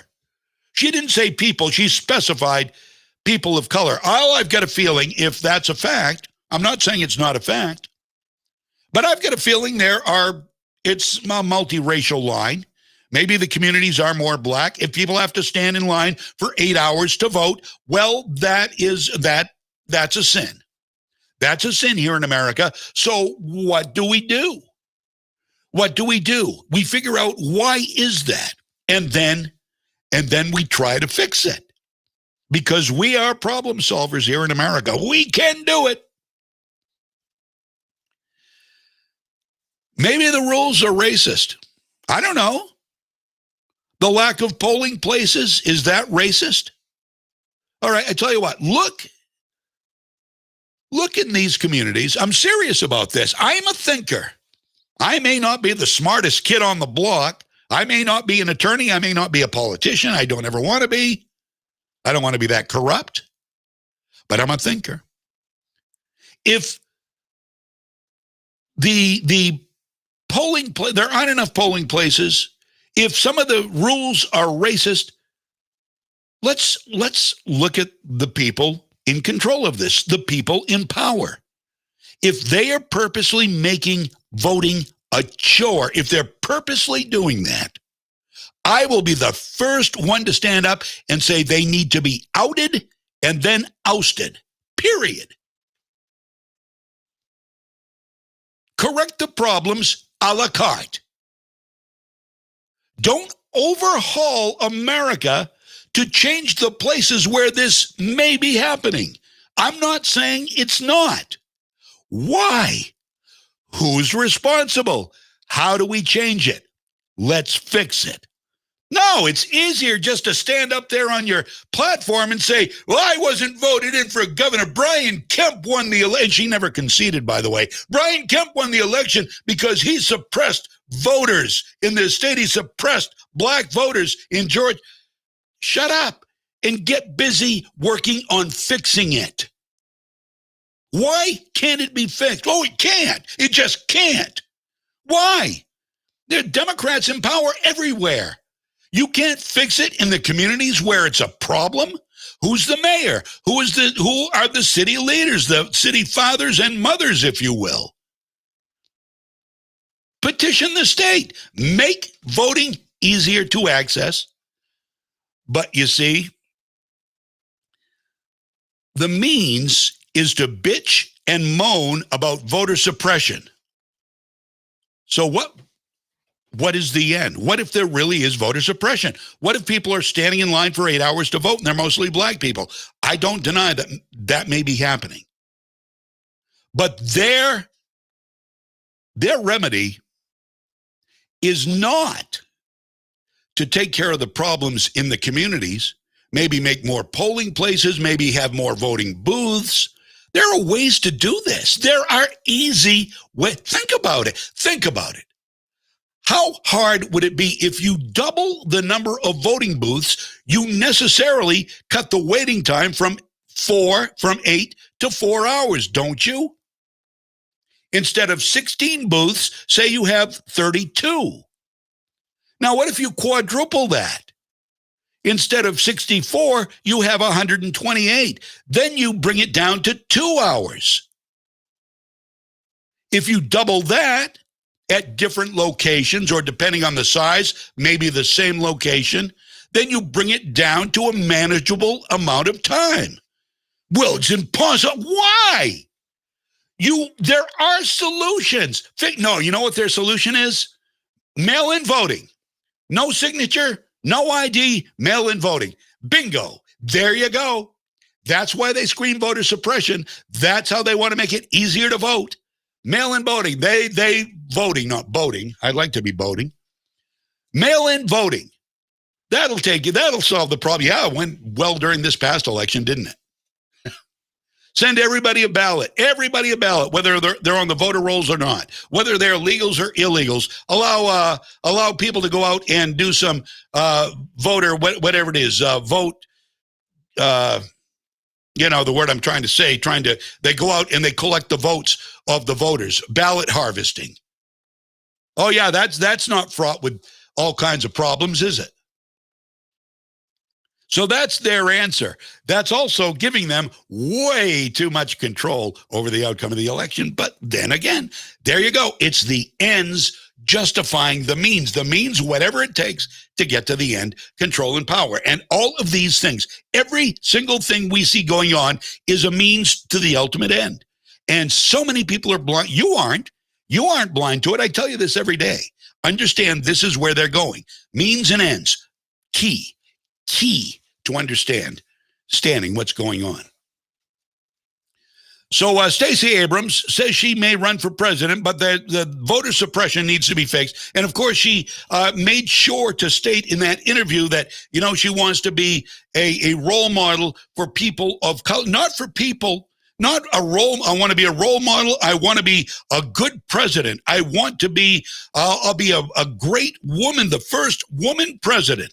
Well, no, Kamala Harris. Kamala Harris has her eyeballs set on that by proxy because she is the vice president, you see. So she's just waiting for something bad to happen to Joe, and she can't wait, and then she'll be president. But why not say, I want to be the first elected president, the first president who's elected, first woman president who's elected because of my qualifications.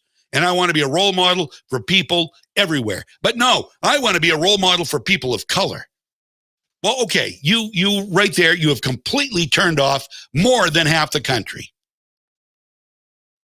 I didn't even hear the whole interview. I listened to a little bit of it, and I mean, it's so fawning over Stacey, the amazing Stacey Abrams. Oh, Stacey. Nope, sorry. Not going to fawn, not going to do it.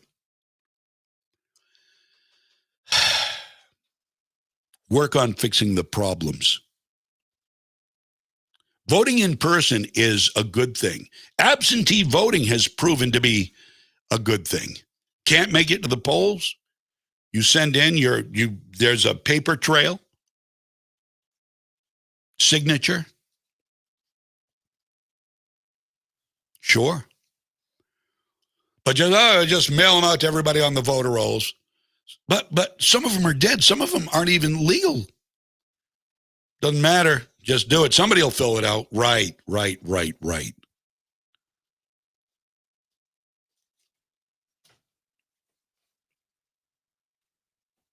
Yeah, I know. Color, Robert. Yeah, good comment. We're all brown, so we're all. But you know what? My dad told me this one time. Because back in the day, they used to, a lot of times they used words like Negro. That was the thing. I mean, people were Negroes. I never heard the term blacks used to describe. Then it was African Americans, and that really isn't an apropos word because arguably most blacks in America aren't from Africa, so they aren't really African Americans. They are Americans. But they used to be, you used to hear people refer to, well, they're colored people. They're colored people. Really, no.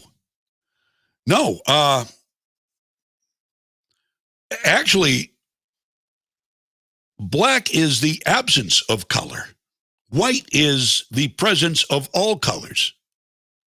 I mean, that's a little science lesson for you. Look that up. I don't know how to better say it than that, but that just, it doesn't mean anything. It's just kind of interesting. But the color of one's skin does not matter. I mean, all those years ago, Martin Luther King Jr. got it so right. Why today are we going back in time? Why? Because it's being fueled. It is being portrayed as an issue when it shouldn't be. It is being pushed as an issue when it shouldn't be.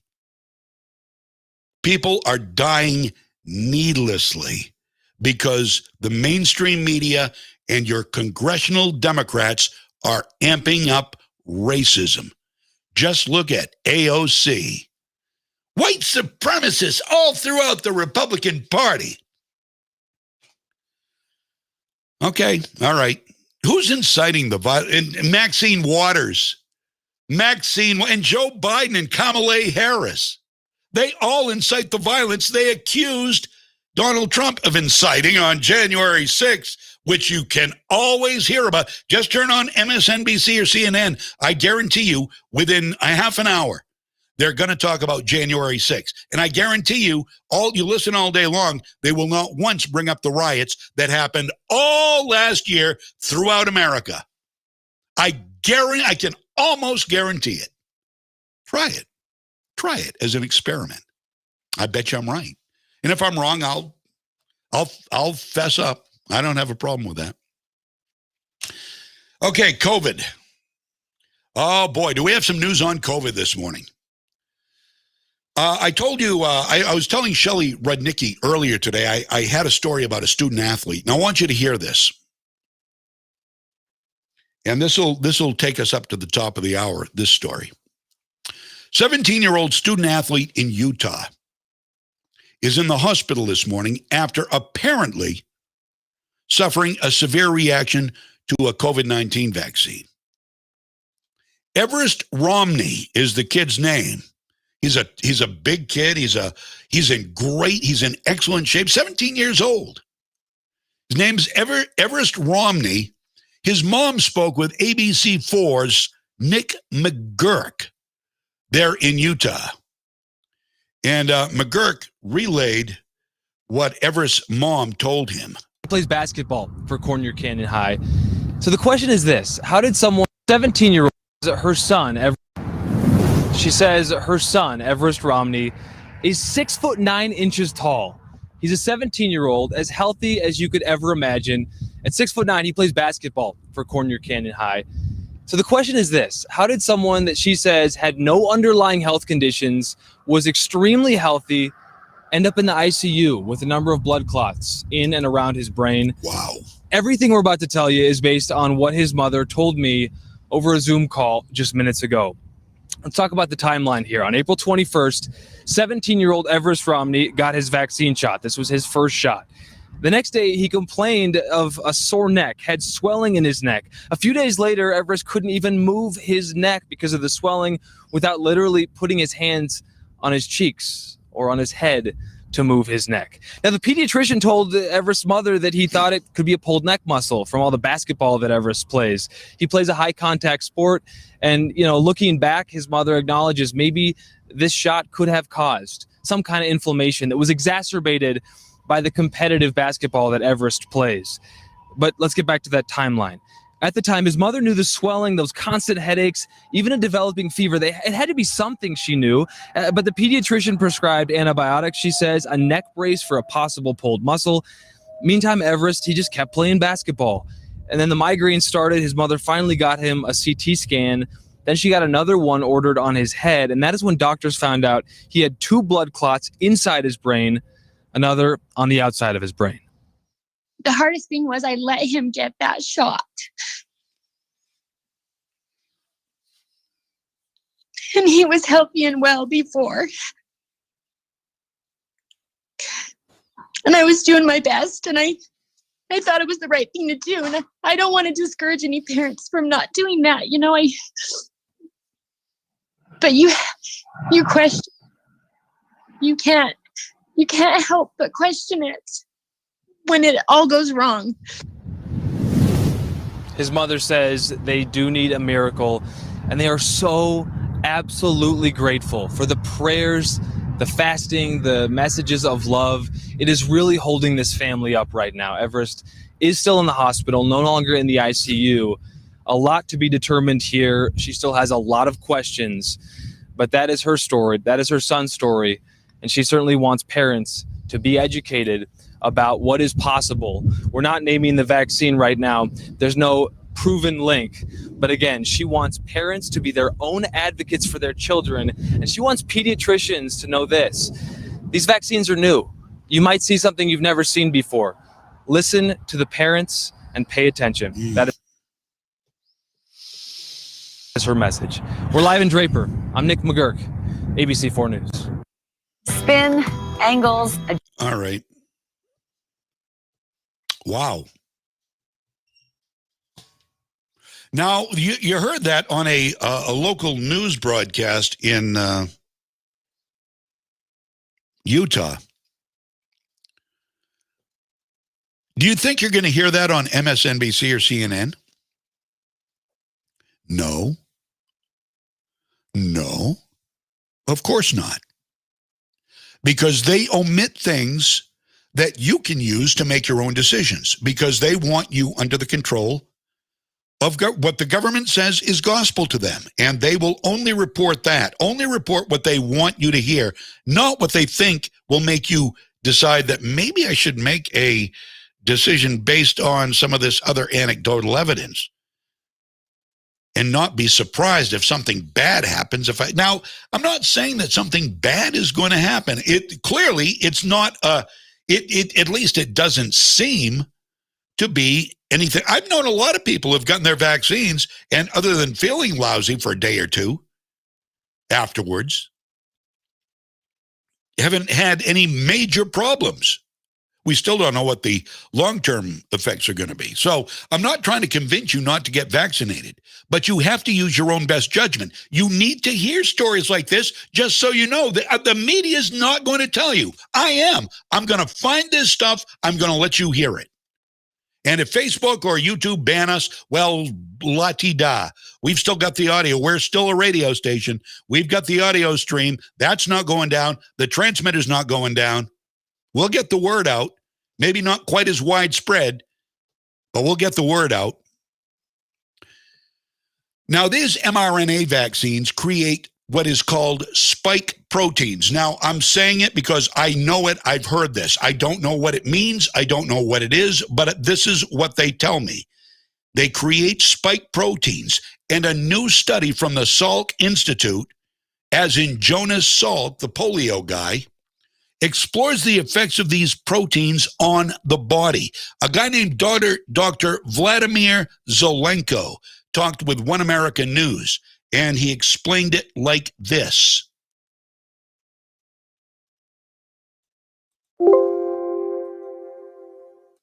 Dr. Zelenko, thank you for coming back on with us. So we have this new study from the Salk Institute that's under Jonas Salk, who was actually the originator of the polio vaccine. So of course, there's some credibility there. But this new study, it's quite hard for a layperson like myself to grasp. So when it comes to the vaccine, doctor, this study explores the spike proteins that are created and its effects. Wherever you want to start, break this down for us, please. That the vaccine, every one of mRNA molecules that gets injected into you makes around 2,000 copies of the spike protein. Wow. And so essentially, your body is making trillions of these spike proteins, which migrate into your circulatory system and damage your blood vessels. That's why you hear a lot about blood clots, bruising, strokes, pulmonary infarcts sometimes. So what's happening here, according to this recent study, it is saying that that which we are doing to patients, which is converting them into protein, viral protein factories, those proteins, the spike protein, are actually causing harm, poison-like. What I'm saying is the following. We need caution. We need not to warp speed into this, but rather go cautiously, deliberately, do our due diligence like we've done with every other vaccine, and really assess the safety and efficacy profile of this new technology, which is not FDA approved, only has an emergency use authorization. Right. Okay, so there are some doctors out there. Again, I'm no medical expert, but let's just reiterate what's been said on the other side for a second, which is that the mRNA vaccines have actually been studied for well over just the past year. They've been studied for Zika virus, for the flu.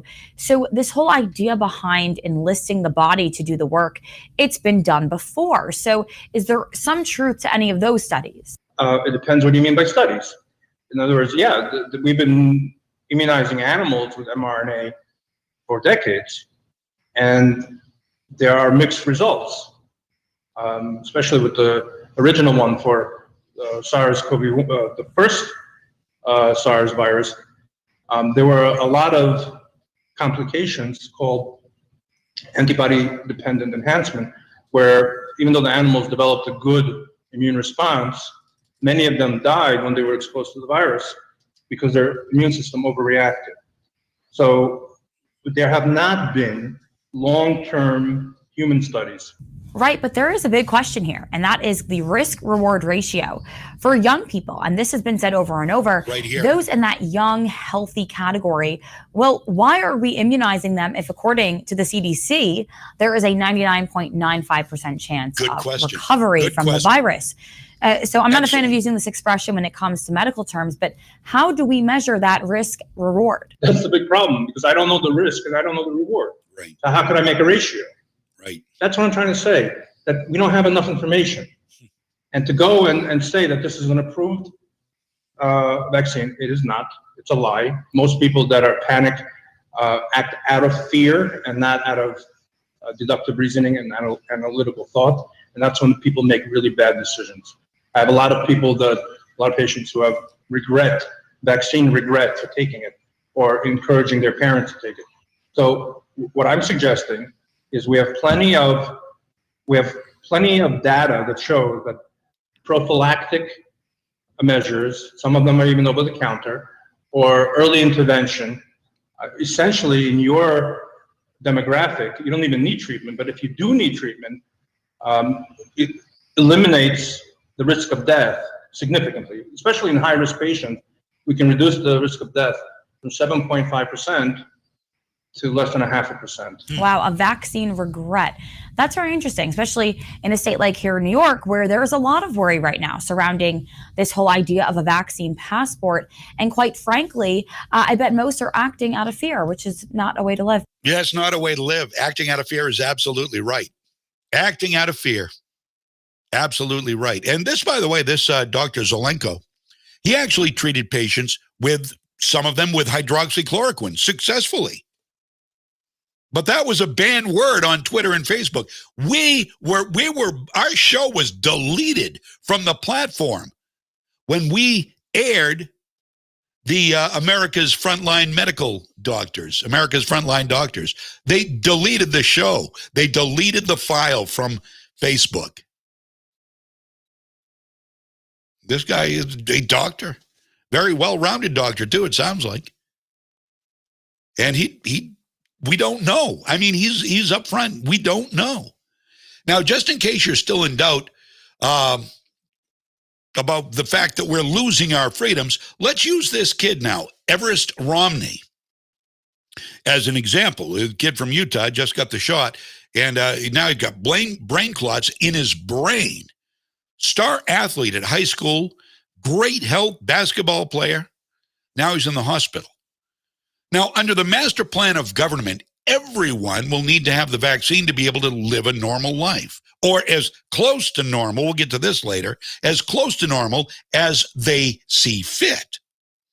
Now, even if the government itself doesn't mandate, they have fostered such fear into people that half the people in this country are scared to death and will gladly be a mockingbird of the orders Washington, D.C. puts out.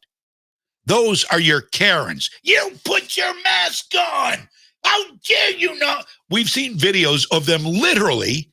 They're not scared. They're chasing people around the store. Where is your mask? Well, if you're worried about somebody not having a mask, get out of their freaking jet trail of aerosol and stop chasing them around the store. Man, they're stupid. We'll be back with more. We're going to continue this. I've got a lot more on the COVID-19 thing coming up. You're going to want to hear what Dr. Fauci has to say about wearing masks next Mother's Day and beyond. I wish I was making it up. We'll be back. I'm John James. Legacy 1160, WSKW. Spring is the time of renewal for both you and your home. So brighten your day and your surroundings with great items from Townline Antiques. Do you love classic decor? You'll find furniture, artwork, glassware, signs, and hundreds more pieces around every corner. Their classic colors and styles will have you thinking spring and feeling invigorated every time you see them. Or maybe you enjoy collecting books, comics, coins, sports memorabilia, watches, or classic electronics. Townline Antiques has rare items that you won't find anywhere else. Townline is also showcasing a new display of art glass that's absolutely dazzling. Each piece is one of a kind with its own unique flair of colors and form. You simply have to see them to appreciate their beauty. And for everyone who loves to bring items back to life, they're now carrying high-quality fusion mineral paints that give you beautiful color and a durable, long-lasting finish. Townline Antiques, open Tuesday through Sunday from 10 to 5, Route 201, right on the Winslow-Vassaboro Town Line. Us hardworking men still want to look our best. That's why you need to head to Penny's Barber Shop. You'll get an excellent haircut, straight edge neck shave, and a hot towel wrap, all for only $18. Hi, I'm Christine, and I know what you're looking for when it comes to a great haircut and shave. From traditional styles to new ones, we listen to our customers because we have done it all. When you look good, you feel good. So call Penny's Barbershop to set up an appointment today at 380-6224. Penny's Barbershop, 173 State Street in Augusta, next to Enterprise. What's important here at Moody's is we have a lot of opportunity for upward mobility. Moody's definitely helped me through. They sent me to school. I got my degree in business. I had the demeanor and I had the willpower and the want. Our trade is constantly changing and there's always new challenges that arise. I definitely feel like an owner. It's very exciting. When you like what you do, you like your job, you like the people you work with, what else could you ask for? Bring your skills to Moody's and build a long-term future with us. I'm CBS 13 meteorologist Lexi O'Connor. Partly sunny with the chance for scattered showers this afternoon. Highs will be in the upper 50s to low 60s. Partly sunny with the chance for scattered rain showers Tuesday and Wednesday. Highs again in the upper 50s to low 60s. Mostly sunny mid 60s on Thursday. From the Home Auto Group Studios, Farmington Ford and Franklin Chrysler in Farmington. This is WSKW, Skowhegan, Augusta, Waterville, Legacy 1160.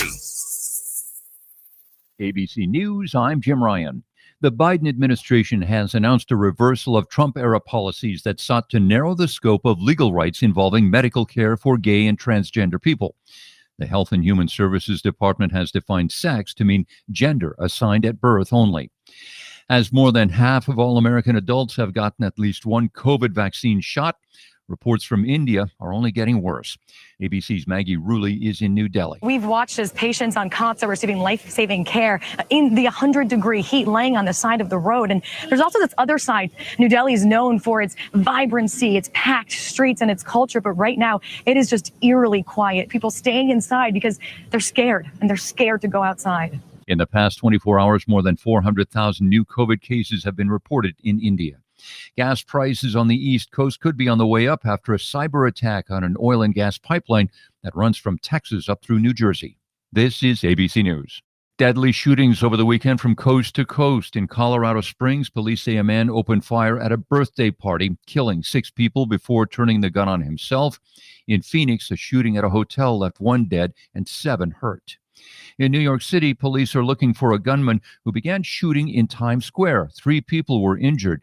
ABC's Aaron Katursky says a quick-thinking police officer may have saved the life of a child. Officer Alyssa Vogel wrapped a tourniquet around the leg of a 4-year-old girl before sprinting through Times Square to carry her to a waiting ambulance. Vogel told ABC News her motherly instincts kicked in. I just had an instinct to pick her up and run her to the ambulance that was down the block. And that's when I sprinted with her. Vogel said the girl remained calm throughout. The girl's mother, dad, and aunt were traumatized by the shooting. It appears an illegal street vendor meant to target his brother after an argument, but instead struck the girl and 2 women who are now all okay. It's ABC's Aaron Katursky. Jim Ryan, ABC News. BC Powder knows life pushes us to the max. Work to the max. Family to the max. It can all mean pain to the max. So try new BC Max Strength. New BC Max relieves tough headaches and body pain at the speed of powder. Nothing stronger on pain without a prescription. Pain to the max? New BC Max. In a great tasting lemonade flavor. Available at Walgreens. Microban 24 protects against Staphylococcus aureus and Enterobacter aerogenes bacteria, but does not provide 24-hour protection against viruses. Every time you touch a surface, you leave behind bacteria. To keep surfaces sanitized all day, use Microban 24. Spray on hard surfaces to kill 99.9% of viruses and bacteria initially. Once dry, Microban 24 is effective for 24 hours on bacteria when used as directed. Microban 24 sanitizing spray, bathroom, and multi-surface cleaner.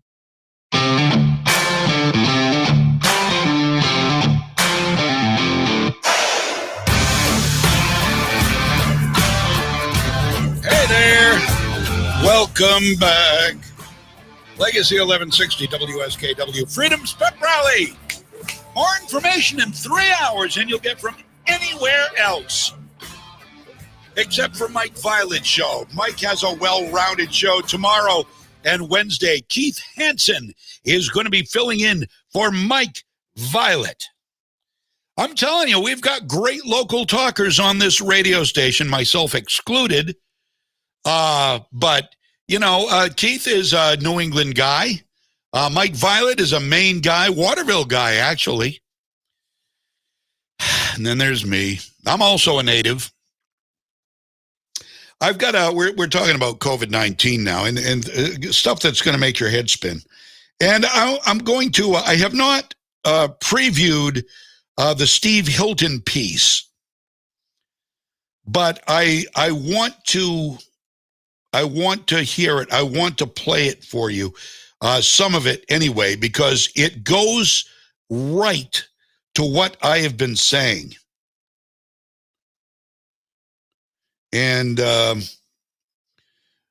that is Joe Biden is using, and the Biden-Harris administration is using the pandemic to gain power and control. They are using it as another means to an end.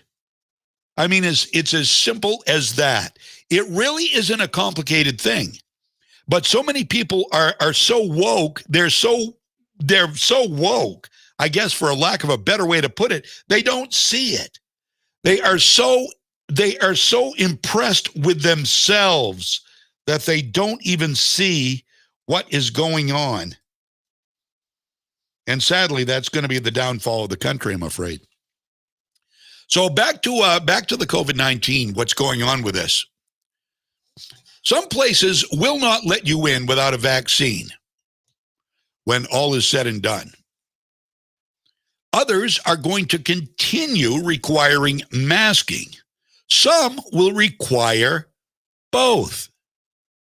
There will forever be a divide between those of us who want to be free and make our own choices and those who will always believe the government knows what's best for us.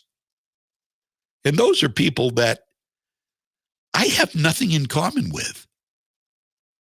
I'm a free person. I have nothing in common with those who love the heavy hand of government for all the government can give and all the wisdom that they put forth to keep us safe. Okay, yeah, whatever. Okay, you enjoy your life. I hope it's a long one. I do. In a government-controlled world, there will be others like 17-year-old Everest Romney, healthy young 17-year-old high school basketball player in great physical shape, now has blood clots in his brain after getting the vaccine. People like Everest Romney may be required to have the vaccine, even though they don't really need it. Science, you know. And they'll take a chance that the cure itself will inflict irreparable harm like it did on Everest Romney in Utah. You heard his tearful mother last hour. Now listen to this. What is WH? Oh, it must be White House. Is he the White House? I've never heard this guy's name before. White House COVID coordinator. Who knew? Jeffrey Zients, I guess, was talking with government suck-up Jake Tapper on CNN, which is the communist news network, the admitted propagandists. Now, here's the thing. With a straight face, he reduces personal freedom, which we are guaranteed by our Creator and the Constitution. He reduces personal freedom to a privilege. Listen. Okay, and this starts out with Jake Tapper. Journalists are annoyingly harping on this, and some health experts are, is because there is a light at the end of the tunnel, and President Biden being able to take off his mask in a room full of journalists and White House staffers, all of whom are fully vaccinated, is a demonstration that the vaccines work. You and I are both vaccinated, and you and I are in a room together talking, and I have no fear that I'm going to get the virus from you, and I assume vice versa. And I think the concern is that by being overly cautious, the signal is going out to the public that there isn't necessarily a light at the end of the tunnel. Do you understand why people are? I think everyone is tired, and wearing a mask it can be a pain. But we're getting there, and the light at the end of the tunnel is brighter and brighter. Listen. Let's keep up our guard. Let's follow the CDC guidance. And the CDC guidance across time will allow vaccinated people more and more privileges to take off that mask. Whoa! Did you hear that? The government, CDC guidance will allow vaccinated people more and more privileges. It's now a privilege to be able to take off the mask.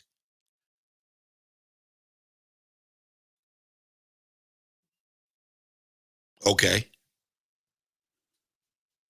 All right. Interesting use of words. So it's now you take your mask off. If you're allowed to take it off, it's a privilege. Otherwise, don't take it off. You don't have that right. You don't have the right. It's only a privilege if we give you permission. That sound right to you? Just doesn't sound right, does it? Now, the Biden administration is using COVID-19. You don't think Biden's that smart, but the people around him are that smart. Now, I don't know what Steve Hilton's piece has, but I know what it purports to have. And that is the simple truth that Joe Biden and the left are using this to gain more power and control. Again, that proverbial means to an end. Here is Steve Hilton. I'll play some, if not all. This week, we saw smart aleck leftists out in force smugly patronizing conservatives who criticized Facebook's Trump ban on First Amendment grounds. Don't they even understand the Constitution? The First Amendment doesn't apply to private companies they pompously droned. But they're the ones who don't understand the Constitution. The Constitution, America itself, is built on an idea that is under assault right now from Facebook, from the rest of big tech, and from the Biden regime. That idea is the decentralization of power. No one should be overmighty. Power should be dispersed. That's the way to prevent tyranny. The concentration of power is the enemy of freedom. Right. That's the whole point of the Constitution. Right. Checks and balances, separation of powers, federalism, all of it, designed to avoid too much power in too few hands. Well, look what we have today. Yep. Unprecedented power over what we can read, see, hear, say, think in the hands of 4 or 5 people in Silicon Valley. Yeah. An unprecedented power grab now underway from the Biden regime, brazenly exploiting the pandemic to centralize control over every aspect of our lives through a bigger and bigger federal government. Both these concentrations of power must be confronted and defeated. Big tech must be confronted and defeated. By buying or killing off the competition, whether that's new startups or old media like local papers, Mark Zuckerberg deliberately set out to control public debate while pretending it was all just a way to bring people together. Zuckerberg told our own Dana Perino he wouldn't be an arbiter of truth. That was a lie. Facebook literally operates what it calls a fact-checking program, except it's not fact-checking. It's degenerated into censoring opinions that don't fit a narrow left-wing elitist groupthink. Zuckerberg says he's not making editorial judgments, that Facebook is just a politically neutral platform. That's a lie. Zuckerberg directly meddled in the last election to help Biden by making an editorial judgment to cover up Biden family corruption. Right. No reasonable person would disagree that the judgmental, monopolistic monster that Facebook has become is incompatible with an open, pluralistic society. Now, with this Trump fiasco, Zuckerberg lied again with his punt to a politically independent oversight board. It's about as politically independent as Pelosi.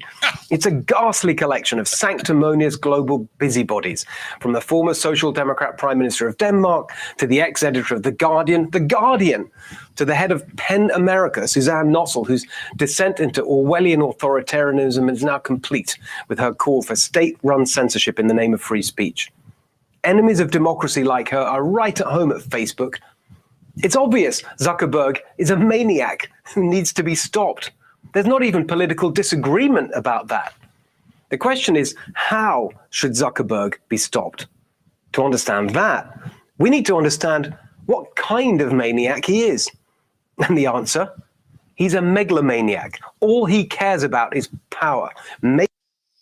Okay, there you go. So that's it in a nutshell. There's more. You can go to, it's at foxnews.com. That's Steve Hilton. He's a very bright guy. He knows the Constitution better than most American politicians do, better than most of your American leftists do. They have no clue. They don't care that the Constitution is being tromped on. You never hear a leftist saying, I can't believe the unconstitutional stuff that's going. They said that Donald Trump did unconstitutional things all day long. What? Tell me what? What did he do? Concentration camps. Oh, yeah, go ahead. Keep it up. Go ahead. Yeah, and I know January 6th, right? January 6th, the armed insurrection. that had no arms. There were no arms except the Capitol Police. Armed insurrection. They were going in there to kill Congress. Not one congressperson was even injured. Not even injured. One woman died from the violence, and it was from a Capitol Police officer shooting Ashley Babbitt. We still don't know who the cop was. We do know that he was let off, and there is no sign that he was in any threat or anybody else was as they came through the door of the House lobby, House Speaker's lobby.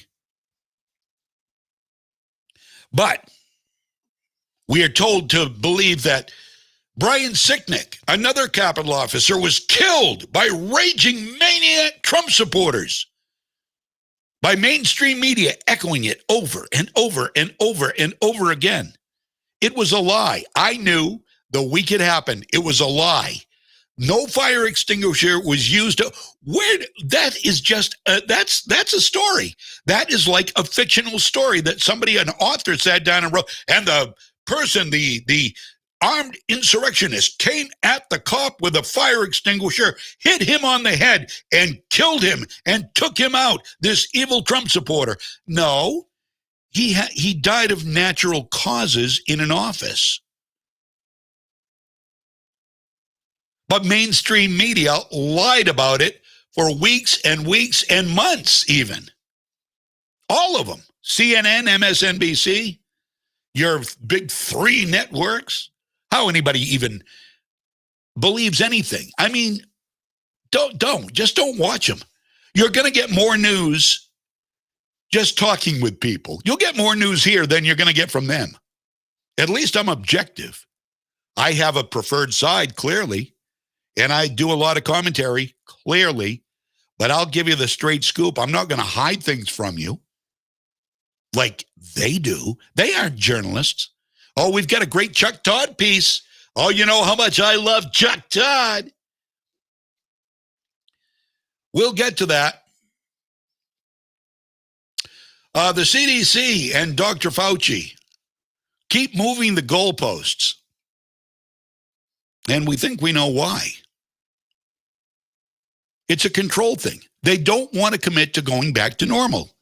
Not even by next Mother's Day.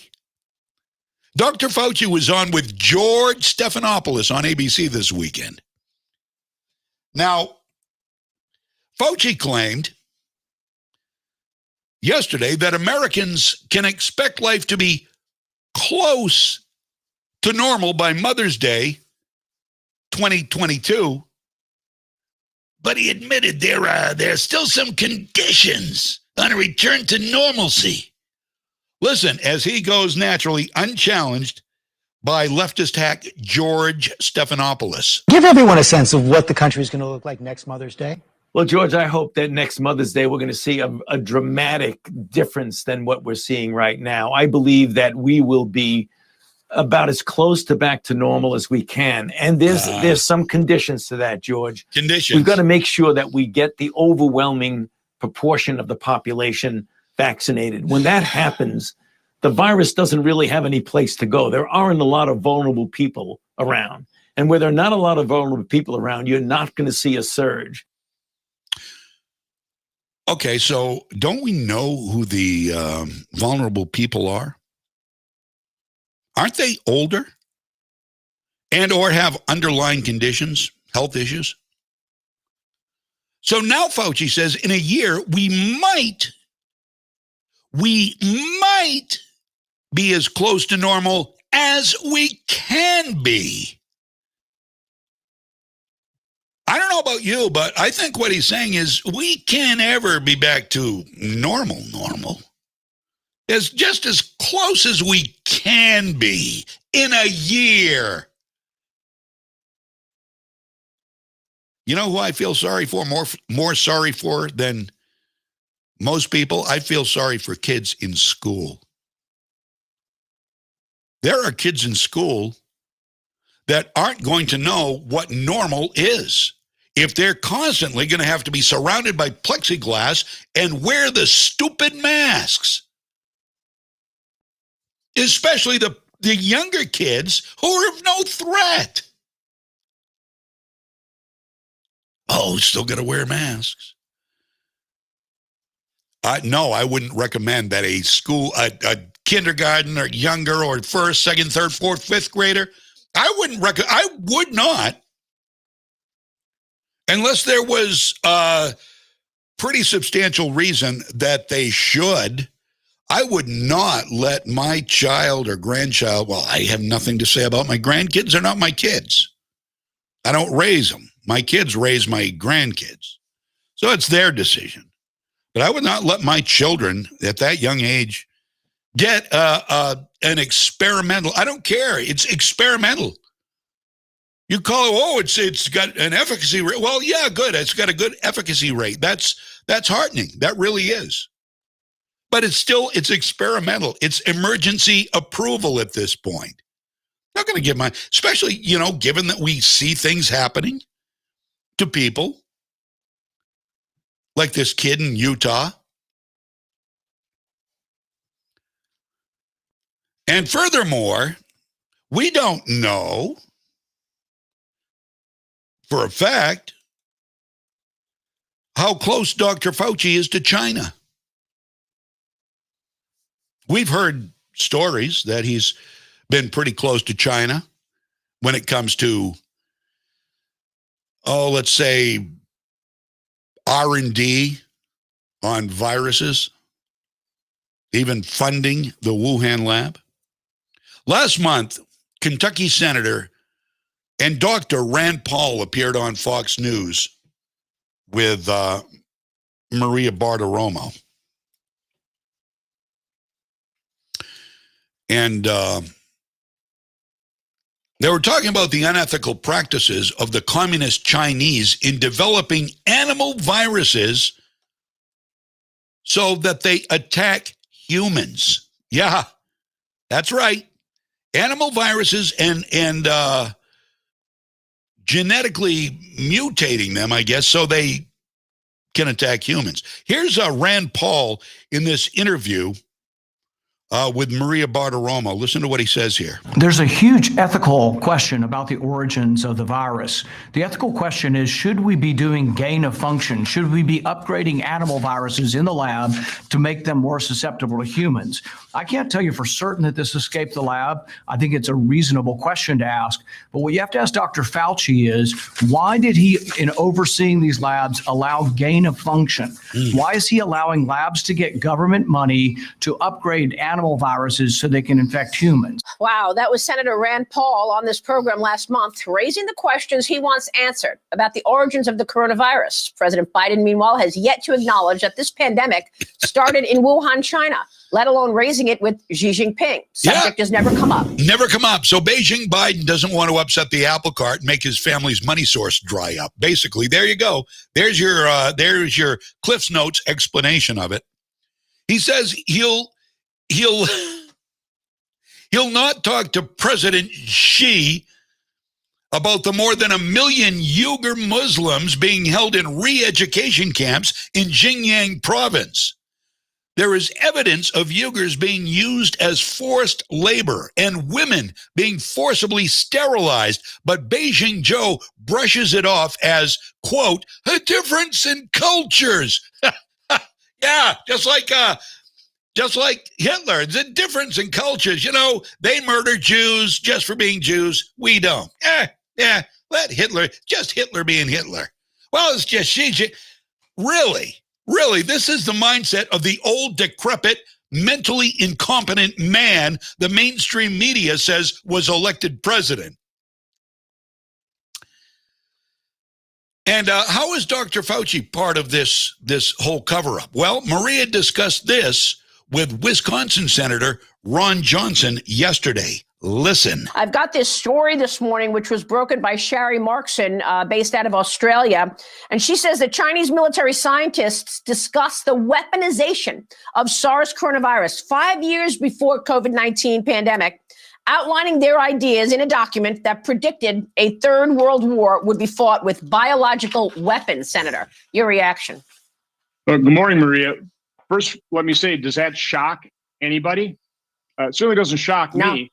When you see what China is doing, whether it's in the militarization of the South China Sea islands, their malign actions around the globe, we should have been concerned. And it does boggle your mind that Anthony Fauci continued to apparently fund gain of function research and cooperate with the Wuhan lab, knowing he had to know full well that the Wuhan lab, just about any organization in China, is connected to the Communist Party of China as well as the People's Liberation Army. So what were we doing cooperating with China? I agree with Senator Paul. These are some serious questions, and we need some answers. But again, I've been trying to get answers out of federal agencies for years, and I'm not holding my breath. Johnson contends that the most dangerous entity in America is now the left-wing media. What have I been telling you? What have I been telling you? We don't know. I cannot overemphasize how dangerous these propaganda outlets like CNN and MSNBC and Chuck Todd are. I can't even emphasize enough. They have no reporting at all on objective facts, none. They report what they want you to hear, and they omit what they feel you should not hear, like the dangers that may be associated with the vaccine. They won't tell you about that. Oh, it's all good. It's all beautiful. Everything's wonderful. You're going to be perfect. We'll go back to normal. Life will be great. Oh, by the way, 3,000 people have died after receiving the vaccine. No, they won't tell you that. Are you crazy? Because they're one with the government. Kamala Harris wasn't going to get the vaccine. She wouldn't trust Trump. Oh, but after Joe became president, same vaccine as it would have been under Trump now. Oh, I'm going to do this on TV. Children. They are children. Where else except Fox News have you even heard about side effects or dangers from the vaccine? I bet you haven't. I bet you haven't. Fox News reports it. The other conservative, smaller conservative networks do too. And talk radio. Ron Johnson is talking about this and the media and their danger here. With Maria Bartiromo yesterday. For Maria, that's part of our problem. We do not have an unbiased media. We don't have journalists anymore. For the most part, we have advocates, and they're advocating for the Democrat, the extreme left wing of the American political spectrum, and it's really hurting this country. It's very dangerous. Wisconsin Representative Mike Gallagher pointed out a huge offender of the so-called mainstream news. And you've heard me talk about him because he's fake. He's a phony. He's not a journalist. He puts on his pretty boy bunny face and he goes on twitching face and all on Meet the Depressed every week. His name is Chuck Todd, and he's very dangerous. Todd had Fauci on Meet the Press yesterday, and Mike Gallagher watched and he tweeted. Here is his takeaway. Listen. Dr. Fauci was just on Meet the Press, and Chuck Todd didn't ask him a single question about the origin of the disease and whether U.S. taxpayer dollars went to gain-of-function research at the Wuhan Institute of Virology after this virus has destroyed our entire world. No one is interested in getting to the bottom of how it started. Can someone in the American media please ask Fauci these basic questions? Right. He asked him about whether seasonal mask wearing is going to be with us. He did. But didn't ask him about the origin of the disease. Seasonal mask wearing, but not about the outbreak of the disease and whether U.S. funding actually played a role in this dangerous research that many want to increase funding for in the future. Right. Please, can we get to the bottom of this? Because we're in bed with China now that Joe Biden, Beijing Biden, is in power. We're in bed with Xi Jinping. Pull up the covers so they don't see us. President Xi, says Joe, and probably Kamala. If it's a menage a trois, she'll want to be there. Sorry, I don't mean to get sexual here. It just drives me crazy. But they're literally in bed with the Chinese. So to that point, seasonal mask wearing. Here is Chuck Todd asking the mask question. And during the interview, absolutely no pushback from Chuck Todd, who's normally hostile toward conservative guests. But when he's got somebody who agrees with the left wing on his show, no, he's just as kind and gentle as a lamb. Here we go, Chuck Todd and seasonal mask wearing. At what point can we stop wearing masks outside? At what point, if vaccinated people get together, why is that even a question, take the Chuck? masks off? You're a free guy. And are we going to, you moron, but is the you mask idiot. going to be something we have with us in a seasonal aspect? You know, that's quite possible. I think people have gotten used to the fact that wearing masks, clearly, if you look at the data, diminishes respiratory diseases. We've had practically a non-existent flu season this year merely because people were doing the kinds of public health things that were directed predominantly against COVID-19. The Australians during their winter, same thing. They had almost no flu, largely due to the kinds of things, including mask wearing. So it is conceivable that as we go on a year or two or more from now, that during certain seasonal periods, when you have respiratory-borne viruses like the flu, people might actually elect to wear masks to diminish the likelihood that you'll spread these respiratory-borne diseases. Whoa. First of all, Chuck Todd, what a joke. We're gonna be able to go outside without... Yeah, Chuck. You're in America, you idiot. Why are you asking that? Just do it. Just go outside without a mask. Don't ask permission from the doctor. Dr. Fauci, are we going to be able to go outside without masks? Chuck Todd is a pant load. He's a panty waist. I don't even know what that means. I've heard it. I don't know what it means. Doesn't sound good, though, does it?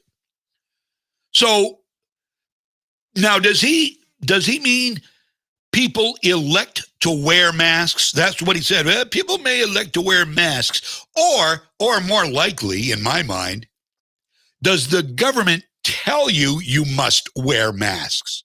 I think we know the likely answer to that, don't we? Stick around. If you are a young girl in Afghanistan, and you want to better your life by learning things, you're going to live a very, very, very short life thanks to Islamic terrorists. Stick around. That story coming up next, and it's a heartbreaker. WSKW, Legacy 1160. Incense and Peppermints doesn't just have a huge selection of scrumptious candies. They have sweet treats that'll bring back wonderful memories every time you share them. Incense and Peppermints has candy that's fun for the whole family, like Jelly Bellies, Smarties, Turkish Taffy, Mellow Cups, Laffy Taffy, and Necco wafers. And candy that'll take you on a trip down memory lane, like old-fashioned penny candies, root beer barrels, atomic fireballs, Mary Jane's Bit of Honey, and Jawbreakers. They even carry Maine favorites like Moose Poop and Saltwater Taffy. Incense and Peppermints, 48 Main Street in downtown Waterville. Spring is the time for renewal for both you and your home. So brighten your day and your surroundings with great items from Townline Antiques. Do you love classic decor? You'll find furniture, artwork, glassware, signs, and hundreds more pieces around every corner. Their classic colors and styles will have you thinking spring and feeling invigorated every time you see them. Or maybe you enjoy collecting books, comics, coins, sports memorabilia, watches, or classic electronics. Townline Antiques has rare items that you won't find anywhere else. Townline is also showcasing a new display of art glass that's absolutely dazzling. Each piece is one of a kind, with its own unique flair of colors and form. You simply have to see them to appreciate their beauty. And for everyone who loves to bring items back to life, they're now carrying high-quality fusion mineral paints that give you beautiful color in a durable, long-lasting finish. Townline Antiques, open Tuesday through Sunday from 10 to 5. Route 201, right on the Winslow-Vassaboro Town Line. What's important here at Moody's is we have a lot of opportunity for upward mobility. Moody's definitely helped me through. They sent me to school. I got my degree in business. I had the demeanor and I had the willpower and the want. Our trade is constantly changing and there's always new challenges that arise. I definitely feel like an owner. It's very exciting. When you like what you do, you like your job, you like the people you work with, what else could you ask for? Bring your skills to Moody's and build a long-term future. with us. I'm CBS 13 meteorologist Lexi O'Connor. Partly sunny with the chance for scattered showers this afternoon. Highs will be in the upper 50s to low 60s. Partly sunny with the chance for scattered rain showers Tuesday and Wednesday. Highs again in the upper 50s to low 60s. Mostly sunny mid 60s on Thursday. Thank you, Lexi O'Connor. Thank you, Lexi O'Connor. Beautiful day outside, sunshine here in the great state of Maine. I'm sure it's going to be t-shirt weather this afternoon. I'm looking forward. Good morning. I'm Mikkel. Welcome to the show. Crystal, welcome. Hello to Tracy. Thank you for coming in this afternoon. Again, I know what side most of these people are on. Some of the names, though, that I'm seeing today on all the feeds coming in here are new. Sarah, I don't recognize Sarah. This is like Romper Room. I'm sorry about that. Dottie, hi. Welcome to the show today. Cameron. And not sure who Cindy is, not sure who Bill is either. 2 Bills on there today. Okay, so anyway, welcome to the show. And for if you want to comment, I don't care what you say. You're free to say whatever you want. I don't care if it agrees with me or not. And if I disagree with it, I will try to answer the reason why I disagree with it. So there. All right.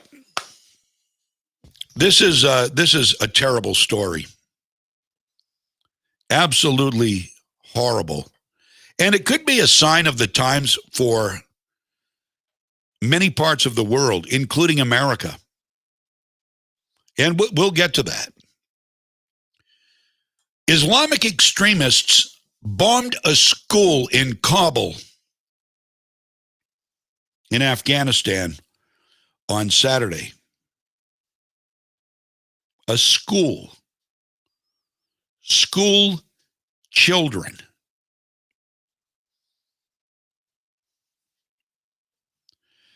And they did this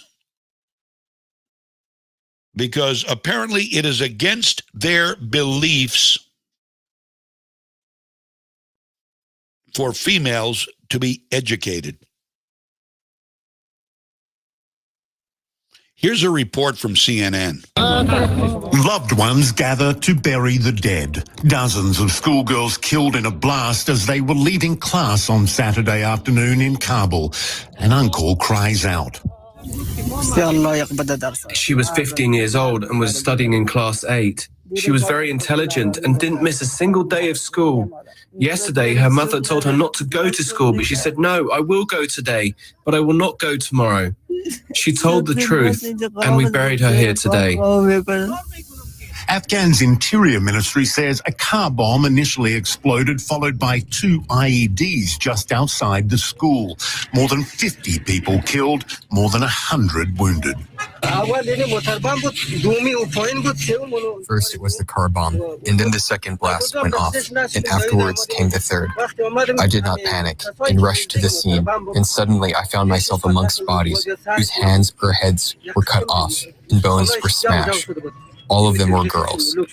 I saw dead bodies were piled on top of each other. The Afghan government blames the Taliban, but the Taliban denies any involvement, blaming instead the actions on sinister circles operating in the name of ISIS. No group, though, has claimed responsibility for the attack. Many insurgents in the country are known to despise the education of girls. But for the loved ones, no claim of responsibility will bring back the dead. And this nation is so oppressive. If a transgender girl can't play in girls' sports, then we get the bedwetters out there crying. Oh my God! Oh my God! How would you like to die for opening a book? That's oppression, my friend. Stop your whining and crying about how bad, how awful it is in America. Shut your sick mouth. Grow a pair. Grow up and love America. Love the freedom you have and stop bitching and moaning about how horrible it is. Get out if you don't like it. Go. See ya. Don't let the door hit you on the way out. That is oppression. Oh, I just want to play on the girls' field hockey team.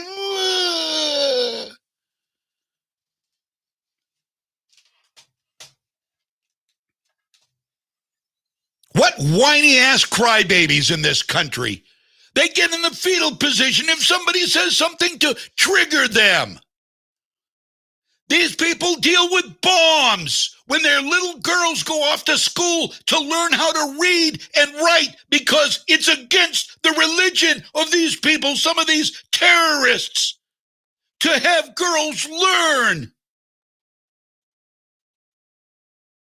But yet here in this country, as soon as somebody says something just a little too off-putting for those on the left, they get canceled because we can't have that kind of talk here in America. That's dangerous talk. You know what's dangerous talk? Pushing racism every time you open your fat mouth, Joy Reid. Every time you open your fat mouth, Tiffany Cross and Al Sharpton. That's what's dangerous. Shut up. You don't belong anywhere near a TV camera or a microphone. You don't like America? Get the hell out. We're not going to change it so your feelings don't get hurt. Bite me.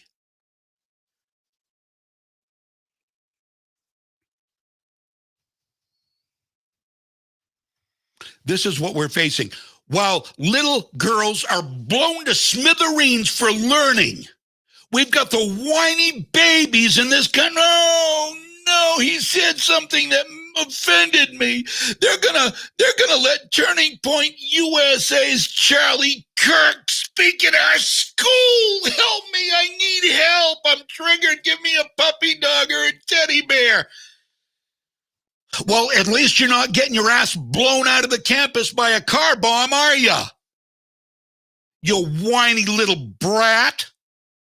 We're raising them. This is what we're raising in this country. This is what we're up against. We're up against a whole generation of forever babies. Put them in diapers so they don't have to go to the bathroom and do their business into a nasty toilet.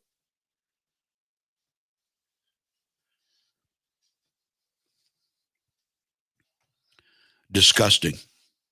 According to CNN, the death toll in that bomb attack, which targeted girls, young schoolgirls in Kabul, little girls who hardly had started living their lives, brought to an end because they shouldn't learn things. Girls, you think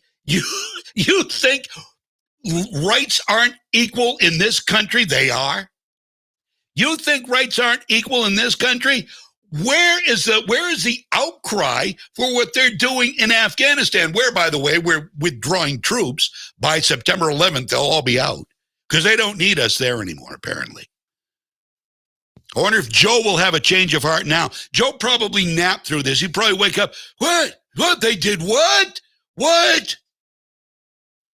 Oh, it's just a cultural difference. You know, they blow up little girls. We don't. That's your president. Aren't you proud of him? Uyghur Muslims, they commit genocide against Uyghur Muslims. They sterilize the women by kicking them and beating them and who knows what else to them. But it's just a cultural difference. I'm not going to bring this up to President Xi because he gives my son Hunter and me and John Kerry all kinds of money so our family can be rich. Rich, I tell you. Oops, did I just say the quiet part out loud? Oops. That's your president.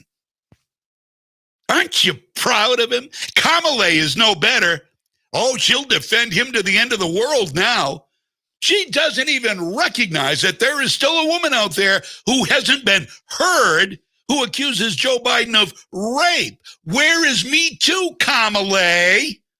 Not convenient for you now, is it? No, you've got power. You've got power, and you're going to get more power as soon as something bad happens to Joe. Can we expedite that, please?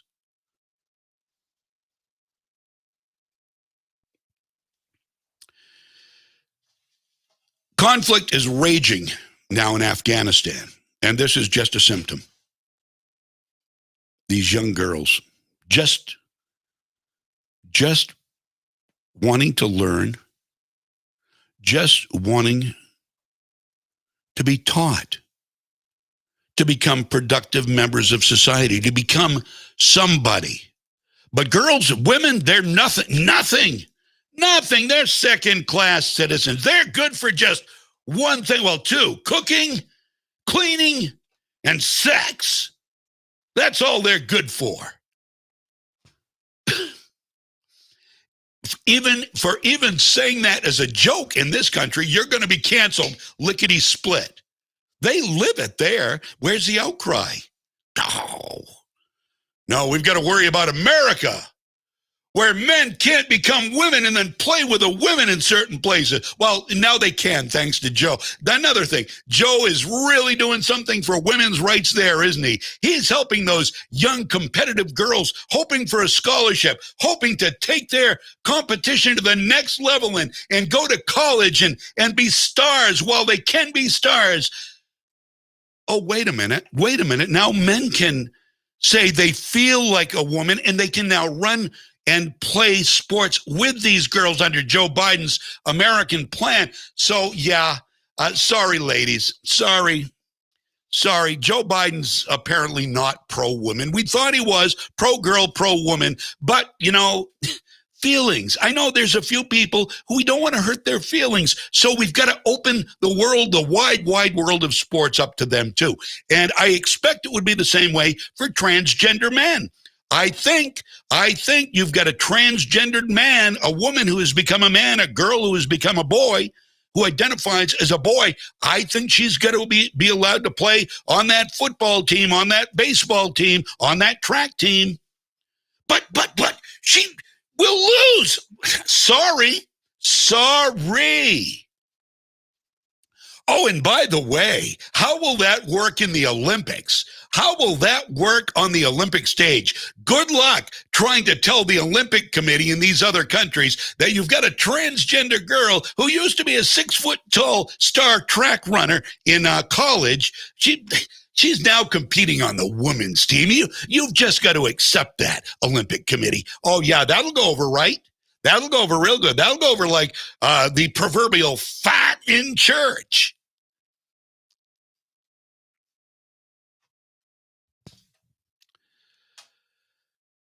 So by September 11th, all the troops should be out of Afghanistan. Then what? Well, we don't know. Or maybe Joe Biden will have a change of heart. Well, the military's been they've been told to stand down anyway. And Joe has said we've got to recruit more transgenders in the military. Got to do it. How do we do that, Joe? Why do we want to go out of our way to try to recruit a specific marginal minority? Why do we want to do that? Why? How? What? Well, we're going to pay for their gender reassignment surgery if they join. Oh, well, that's a good use of taxpayer money, Joe. Instead of building the defenses of America, instead of having a strong military, no, we're going to pay for gender reassignment surgery. That's the biggest problem we've got in this country today. While China's ramping up their military, we're just going to go ahead and pay for the gender reassignment surgery, which, by the way, is $100,000 to $200,000 per incident. So, yeah, that's a good plan, Joe. Joe is really, Joe is making America something to be proud of, isn't he? No, he's actually making America a laughing stock of its former self, which it was just a few months ago when President Donald J. Trump was in office. Although the mainstream media wouldn't admit to it, the propaganda media wouldn't admit to it, we looked strong to the world. The world respected us. Even China respected us. Now, a Chinese spokesperson, I don't have his name here, said Joe Biden is a useful idiot. He knows where the bear in the woods. He knows what Joe Biden is. Useful idiot. Can you get any more accurate than that? No, I don't think you can. All right, we're almost out of time. I do want to tell you something we'll be talking about tomorrow, though. I don't know if you've heard about what's happening in France. You can look this up. I'll talk about it tomorrow at length. According to an article at WND, a coalition of retired French military officers is now warning that civil war could come to the European nation because its government, and this should ring a familiar bell, and that's why I'm going to give you a little bit of what the talk's going to be about here, because this will sound very familiar. So in France, these retired military people are sounding the alarm bell because the government is failing to control mass migration and creeping Islamism. What is Islamism? There is a difference between somebody who is Islamic, somebody who's a Muslim, and somebody who practices Islamism. Oh, you can't question it in the United States. It's xenophobic. You'll make people feel bad. But it'll keep us safer if we no. I don't care if we're safe. We can't be seen as mean. Sorry, that was a little loud.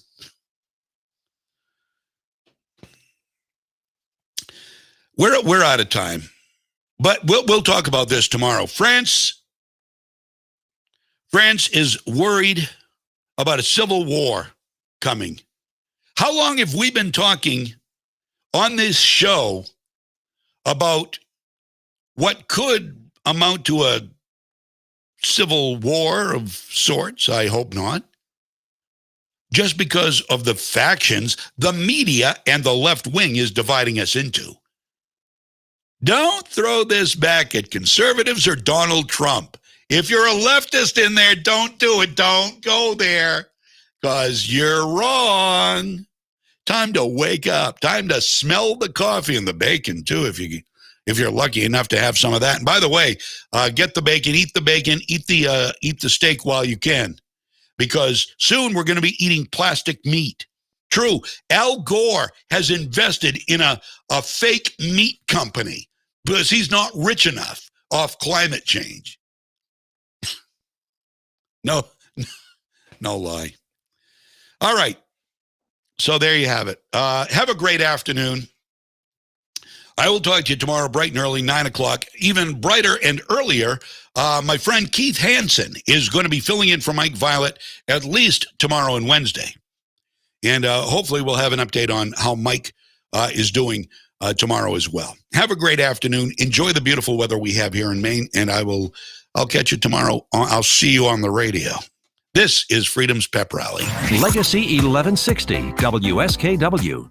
This is Molly from Rod Cycle and RV. We're about a year into the pandemic, and we're all searching for some sort of normalcy. Picture yourself sitting by the campfire with friends and family, your favorite drink in hand, sharing stories and laughing. I bet you thought of a specific night. We want to help you find your normal. We have a large selection of new and pre-loved travel trailers and fifth wheels, fully stocked parts store, and the best camper service around. Rod Cycle and RV, Route 201 Madison, or online at rodcycleandrv.com. We're not trying to be the biggest, but always trying to be the best. Maine State Credit Union is excited to announce registration is open for the 2021 Feed Me Virtual Walk to End Hunger in Maine. The event runs April 24th through May 31st, and you can register to walk or run a 5K, 10K, half marathon, or marathon all at once or over the course of the event. Everyone who registers will receive a free Feed Me t-shirt with 100% of the proceeds